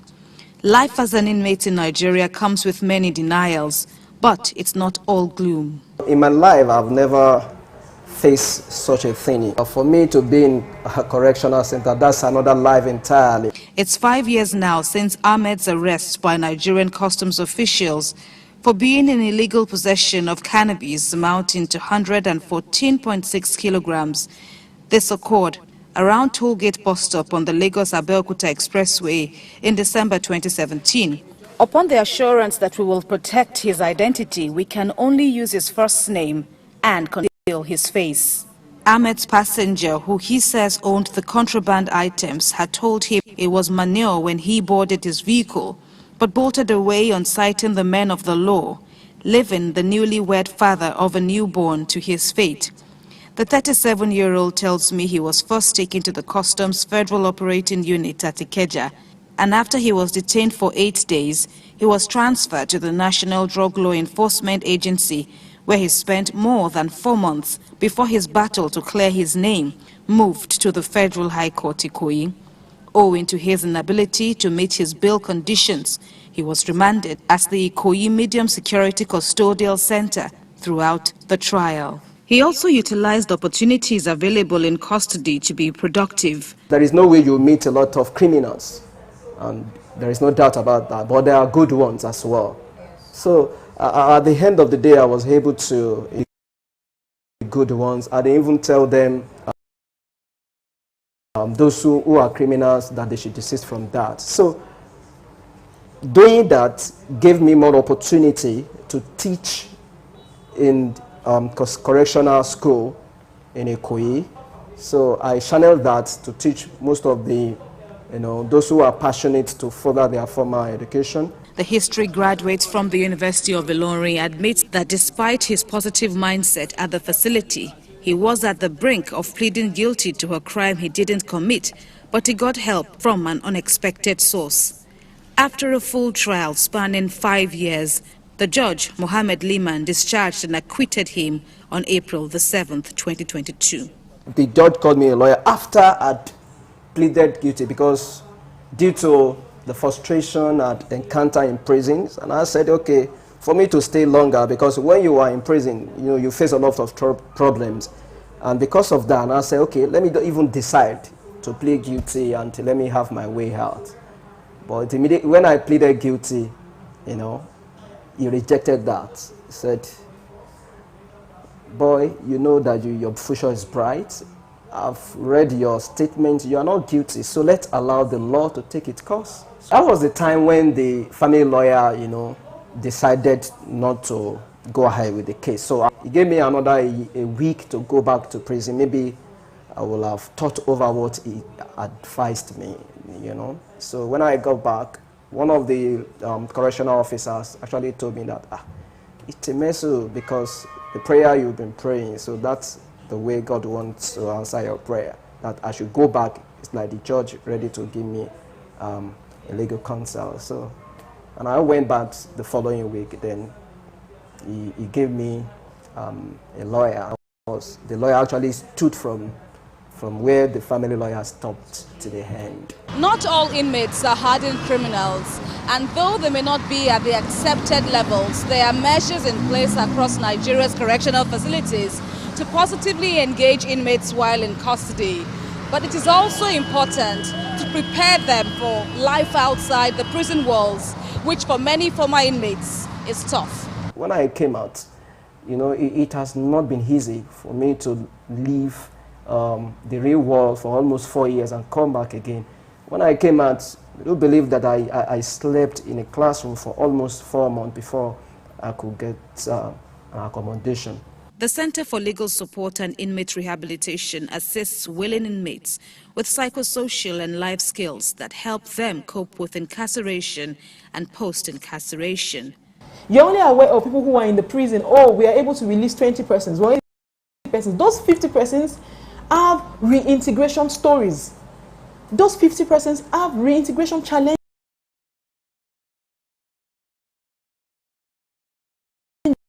Let's get rid of that misconception of, oh, we need to bring them out. You just don't need to bring them out. Bring them out into something that will make them better.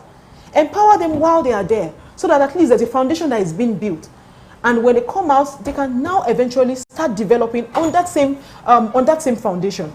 CELSA partners with the Nigerian Correctional Facility to provide effective rehabilitation to the inmates through educational and motivational resources. The consequences and the effects of incarceration is not only felt by the guilty ones.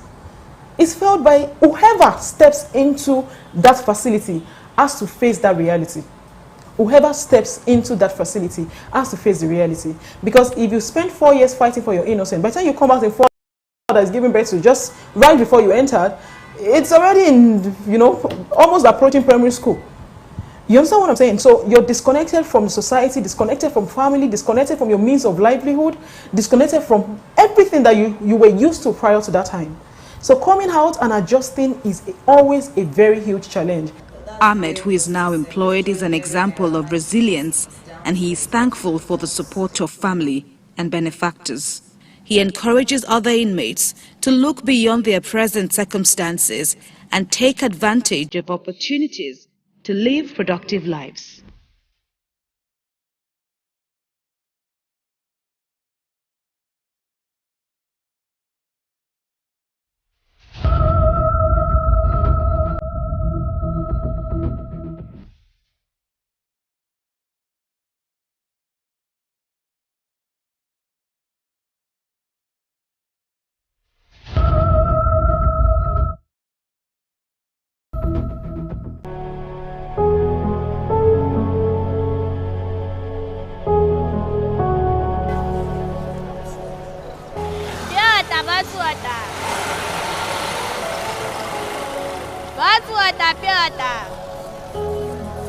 This was where my eyes first found her, on the ever-busy streets of Abulegba that fateful Tuesday morning. So many of them pacing after cars, trying to get the attention of motorists. We call them street hawkers. To them, they are hustlers with gripping stories of survival. Only a 14-year-old girl skips classes to hawk on the street as her own little way of helping her widowed mother.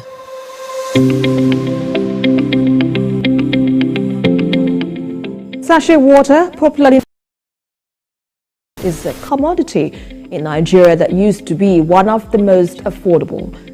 In this Sunday special, Abimbola Agbebi takes a look at the effect of this on an average Nigerian. Money I'm paid from this pure water. I used to buy anything they ask me in school, like books. It's not that it's not hurting me, it's hurting me. That's why before I know how to come to jail because of no money. But there was a sudden turnaround of events in her life when on the 8th of May 2022, TVC News aired the story on the hike in the price of sachet water in Nigeria.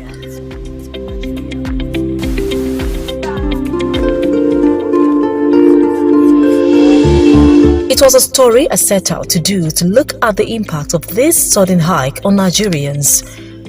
I took a step further to show the plight of poor population whose life would depend on sales of sachet water. And Oyin was that girl that my camera lens caught from afar.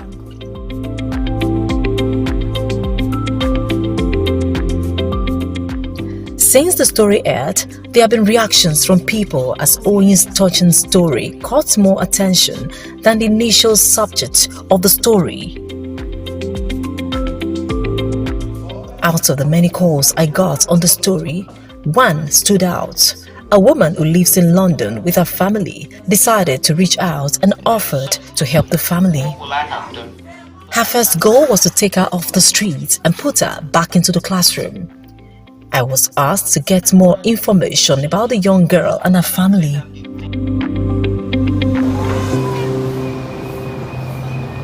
I visited her home in Alagbado area of the state again. This time I was received by her mother, who had been waiting to see me after over the phone. Hello ma'am, this is Abimbola calling from... Though she's aware of the plans by some people to help her family, she had no clue about my plans to set up a phone conversation between her and a London helper. We walked down to her house. This time, I was a second-time visitor. This is where we manage me and my daughter. Oyin's mother took me into their one-room apartment.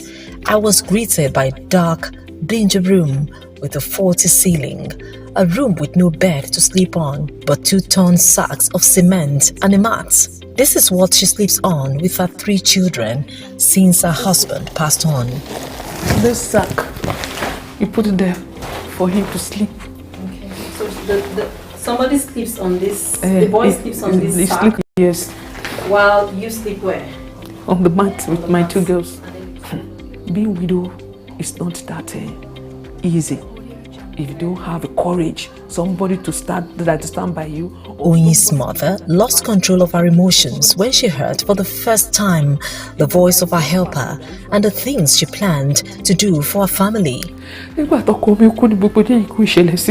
I suffered a lot at people. I really suffered with my children.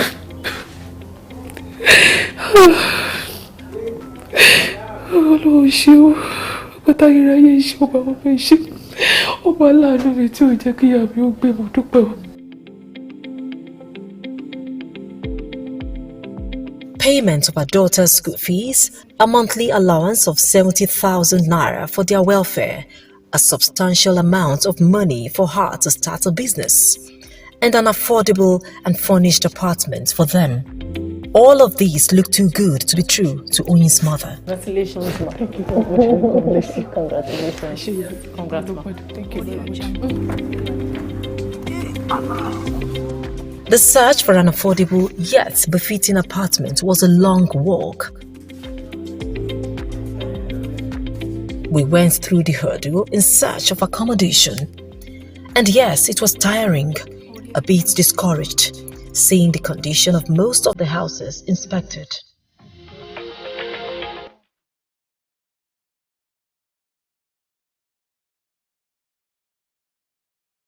And just when we thought we had found one, it turned out to be a topsy-turvy situation with the agent in charge of the house.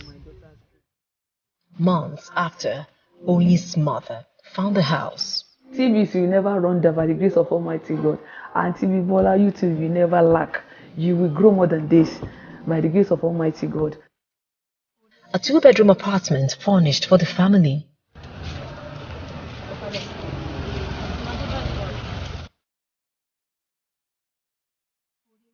So we decided to pay a visit to number 26 Ayinla Adams in Agbado Kyodo area of the state, where she recently got a shop financed by a benefactor. Congratulations, ma. Congratulations.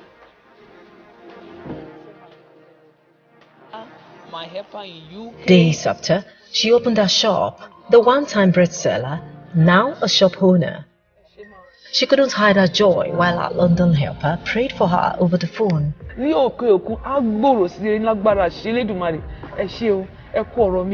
ẹ̀bọ́ àánú pàdé o ẹ̀bójú rí nǹkan pàdé ìwà láàyè àfọ̀hún nínú ayé yín ẹ̀mí máa bá yín lò á bá yín gbé á bá yín sùn á bá yín jí lágbára ṣe lẹ́dùnmarè ìjò nípa yín àìsàn káìsàn ò ní gbé yín dè. Right there in their new home, Onyi the street hawker today looked back at the changes that have taken place in her family. From the streets back to the classroom. Though not a perfect school environment, she is happy to be back to school, sitting with her peers and learning. Thank God that I'm no longer selling pure under the sun or under the rain. I'm now back with my schoolmates, learning. I'm always regularly in school with my schoolmates. I just come to school regularly. I can say that she's a quiet person, ready to learn if she sits in the class. Before, there are some times that she used to miss class because she has to sell the pure water and help her mother so that they can be able to earn a living. But now I noticed that she's already coming to school regularly. So I asked her what happened. She said that things have already changed. I want to say thank you to the woman. I want to say thank you to the TVC. I want to thank you to you, Auntie Alim Bola. May God bless you. All right, I would like to appreciate the person that is involved because when you're looking at the things, she has never set her eyes on her. She just fell. And let me help this one. And she has been doing it. I pray that God will continue to help her, to bless her. Everything she lays her hands upon, the Lord will continue to bless in Jesus' name. Onyi visited the shop where she picks up pure water from to hawk. Mrs. Abisoye Shupade, the shop owner, could not hide her excitement, seeing the changes that had taken place in Onyi's life. I know her from the streets, selling pure water. So when I started selling the pure water, she came to me, started selling with me. I used to sell pure water in bags and bottled water. So when they came to me, especially Onyi, I will give her the market. When she sell it finish, she will bring back my money. Sometimes when I want to go home, maybe early, I will leave the market for her. So the next day, she will pay me the money back and collect another market. She has a card contribution something with me, saving 200 Naira every day. But I will put it in her card. So how much do you collect last? How much is all your money? 10,000. So she collected it 2 times. For hours.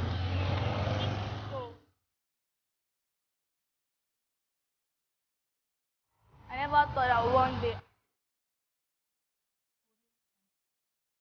She also went back to the streets where she used to hawk sachet water, sharing stories of harassment she has had to deal with in her struggle to survive. I never thought one day that I would leave the streets. I never thought one day that I would go back to school. This is where I used to sell pure water. After cars, after bike, okada men, 2 people that sell pure water together with. On this road, I was harassed by men, boys, but I was so happy today that I'm not on the street again. Some of my friends that used to stay together on the streets are now pregnant. I'm very happy that I'm going to school regularly. Every month end, Onyi's mom wakes up to the sound of credit alert from her London helper, a promise she has stayed true to in the last 6 months.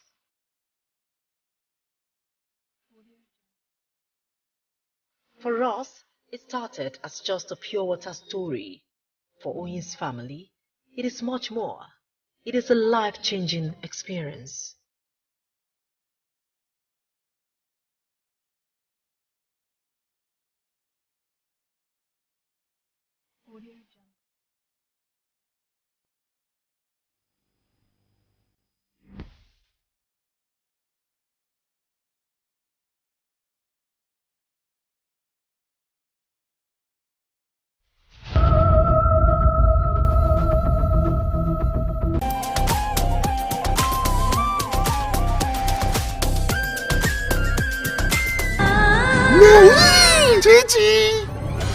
Ovi, you and Seward every time? Wetin happen? Abeg put you for Africa Magic, yo. E get one better new series for showcase.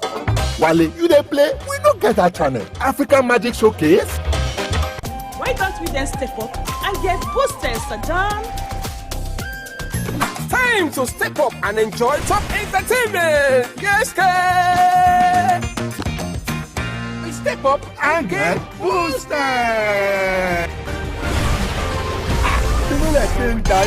Yeah, bro. Upgrade your subscription and get boosted to a higher package. If you are on DSTV Confirm, upgrade to DSTV Compact and get boosted to Compact Plus at no extra cost. Step up today and get a boost on us. This is showtime.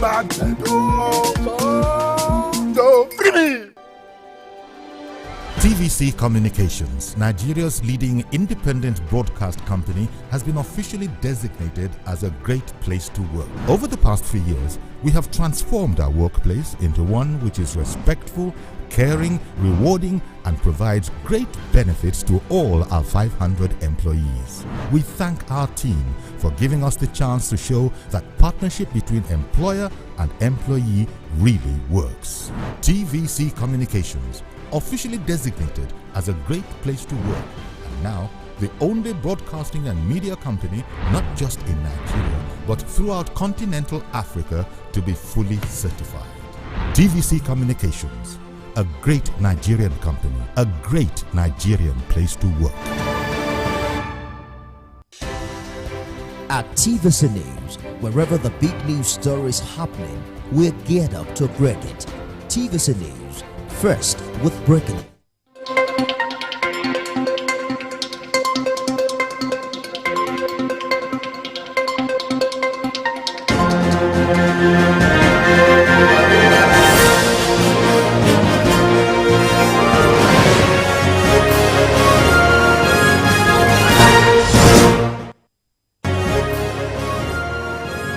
On the news tonight, INEC warns political parties to refrain from acts of violence during Saturday's elections. Nigerians react as CBN finally bows to pressure of outside 190 people confirmed dead in Malawi after tropical storm Freddy ripped.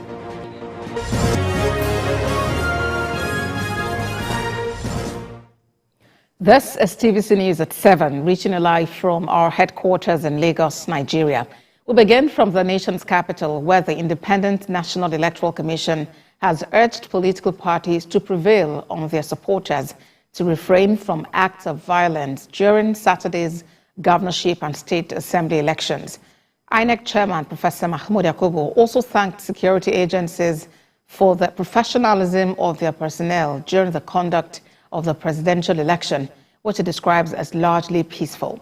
TVC News senior reporter Femi Akonde has more on the Consultative Committee on Election Security. The Independent National Electoral Commission still has some unfinished business. The rescheduled governorship and state houses of assembly election is a bigger assignment when compared to the presidential election, and it will be conducted in more than 1,000 constituencies across the country. This meeting with the Interagency Consultative Committee on Election Security is to review preparations for the Saturday, March 18 election.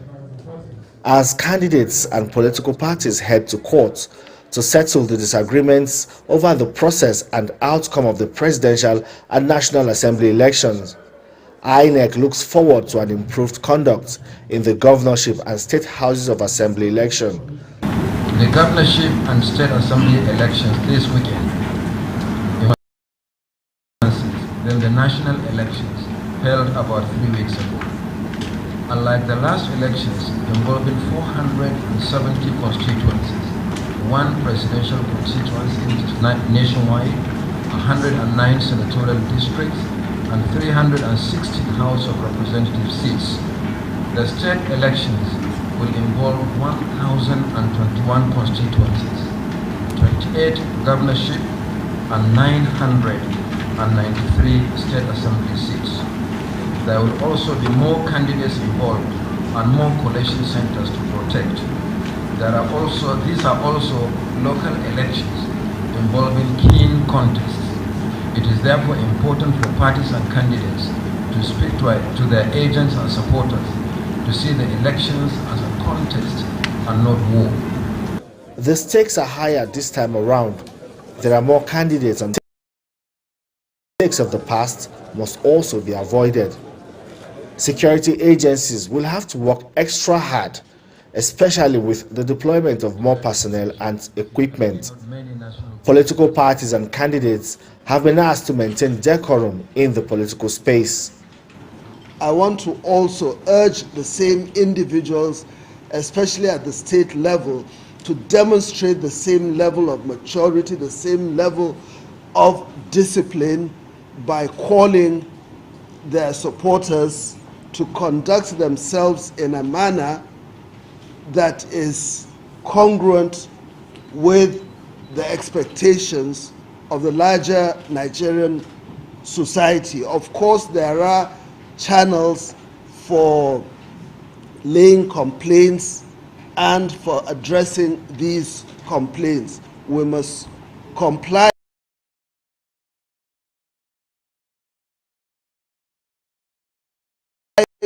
to exercise their fundamental rights as citizens of this country. What we do not want to happen is for anybody to preempt and to take the law into his or her own hands. INEC will conduct governorship elections in 28 states of the Federation. The Electoral Commission wants a greater cooperation from critical stakeholders, especially security agencies, political parties, and their candidates. Femi Akonde, TVC News, Abuja. 11 days after the Supreme Court judgment mandated the use of old 500 Naira and 1,000 Naira notes as legal tender till the 31st of December 2023, the Central Bank of Nigeria Governor Godwin Emefiele on Monday finally bowed to pressure and ordered commercial banks to comply with the court verdict. Iniolu Akpokuola went to the streets of Lagos to find out how Nigerians are reacting to the It's been mixed reactions from many Lagosians since the Apex Court ordered all commercial banks to comply with the Supreme Court order on the old 200, 500 and 1,000 Naira notes to remain a legal tender till the 31st of December. While many people are excited over the new development, others share their grievances on why it took this long for the Apex Court and federal government to take the decision. You can see it now clearly that we have started collecting money. We are so happy and we appreciate God and we thank the government for giving us this grace. Once we have been collecting, telling our passenger that we have been collecting old notes now. I'm happy that now we can spend the old Naira, but at the same time too, I wasted a whole lot of time, the whole crumbling to market, to people's stores, the economy and all that we've had to suffer over the last 6 weeks. I feel good about it because I know, like me now, I'm a trader and I know that there will be more improvement in selling and buying. So since I've heard about the money, I've started collecting it. I wanted to transfer. I could not get in to transfer the money I wanted to. Then I wanted to withdraw as well. I couldn't get the money I needed. Although some filling stations were empty, others were collecting old notes, with cars queuing to buy fuel despite the rain. For about 6 weeks, Nigerians went through long queues and protests to get money. But that season may just be over with this new development. Iniolu Akpokuola, TVC News, Lagos. Joining us on the news is Vice President, Nigerian Irish Business Association, Aliyu Audu, for more on this. Thank you for joining us on TVC News at 7. Mr. Audu, at different times you criticized the implementation of the Naira redesign policy. So for you, is it a relief now that the CBN has bowed to pressure? Yes, thank you very much for inviting me. As you know, from the beginning, I've always criticized the policy. And now we're seeing what I've been talking about months ago. From the October, when I was interviewed about the policy, I talked about it, that it's impossible for you to crash this policy and make it happen within a couple of months. And Nigerians have come to see it today. And it's a relief that The Supreme Court, the case was taken to the Supreme Court, and the Supreme Court is even teaching the central bank economics. So it's a relief, and I'm happy that the central bank is obliging, and the majority of Nigerians are going to start enjoying themselves and enjoying their rights. So I think that the Supreme Court decision is a decision in the right direction. Thank you very much. You just mentioned that the central bank obliged, but that was not until 11 days after the Supreme Court judgment. And before that latest judgment of the Supreme Court, there had been interim injunctions calling on the CBN to extend the time frame for the use of the old Naira note. What does this speak to the attitude of the CBN authorities now to the sufferings of Nigerians? Well, it's pretty sad that it has become quite political instead of being, just doing the right thing for Nigerians. So, that's what happens when a very important institution, government institution that controls the economy and the bloodline of the economy depends on, becomes political. So my advice is, going forward, we have to have somebody more professional in the CBN. A lot of policies that the CBN has introduced, I've been a major critic of their policy, and Nigerians have come to stay. So I just hope that the CBN will be more professional going forward in making policies and not become political. Thank you. Well, Mr. Aldo, perhaps I should just find out if you've had to, transact business between when the announcement had to maybe use the ATM, or you've had to do a transfer, you've had to make payment using the old note. What has been your experience? Well, I've not been that lucky to come across the old note. As a matter of fact, I went to the bank yesterday and I was told that the notes are not available. And the banks now close at 2 o'clock instead of 4 o'clock because there's nothing to transact. So I've not been lucky to come across the old note. So all my transactions, I do it by transfer. And obviously, if there's network crisis, then you have to wait until the network is back in order before you can transact. This generally has delayed my activities. So I thank God that now, even, I believe by next week, banks will make it, banks will have Naira to give out. And looking at your friends celebrating that they are receiving the old Naira note and they are showing it. So I believe over time, give it a couple of weeks to a month, things return to normal. All right. The Vice President, Nigerian Irish Business Association, Aliyu Audu, thank you for talking to us on TVC News at 7. Thank you very much. Thank you. Let's talk other matters. Kwara women, led by female cabinet members and APC candidates in Saturday's House of Assembly election, have held a rally to mobilize support for the re-election of Governor Abdurrahman Abdurrazak. This is just as various transport unions equally held a similar rally. Correspondent Ibrahim Alige reports. The rally commenced at the popular General Hospital roundabout in Ilorin and moved around some major streets of the metropolis. The women are motivated that the Kwara APC has just produced the highest number of women contesting for elected positions, a feat traced to the gender inclusion policy of the governor. His Excellency has also signed and enacted a law of affirmative action of at least 35% representation in political office. So this is just an appreciation rally to tell His Excellency that we're grateful for his support, we're grateful for the major inclusion, and we're grateful for setting the pace for other Nigerians to follow. And all of this we can attribute it to what His Excellency Malam Abdurrahman Abdurrazak has been doing. He has been doing a lot, carrying youth and women along in his government. I will be elected to represent the people of Owode Oniwe constituency, and I will do the best in my capacity to make sure that I represent my people so well. In the same vein, commercial transporters in Kwara State have equally held a rally in Ilorin to endorse Governor Abdurrahman Abdurrazak for a second term in office. It was led by a former national president of the National Union of Road Transport Workers, Najim Yassin. We have done there are roads, empowerments of all those that have privileged people. The assistance he's doing. So these are things that we feel. If you see most of the road that he put in place since this is an administration, it needs to be commendable.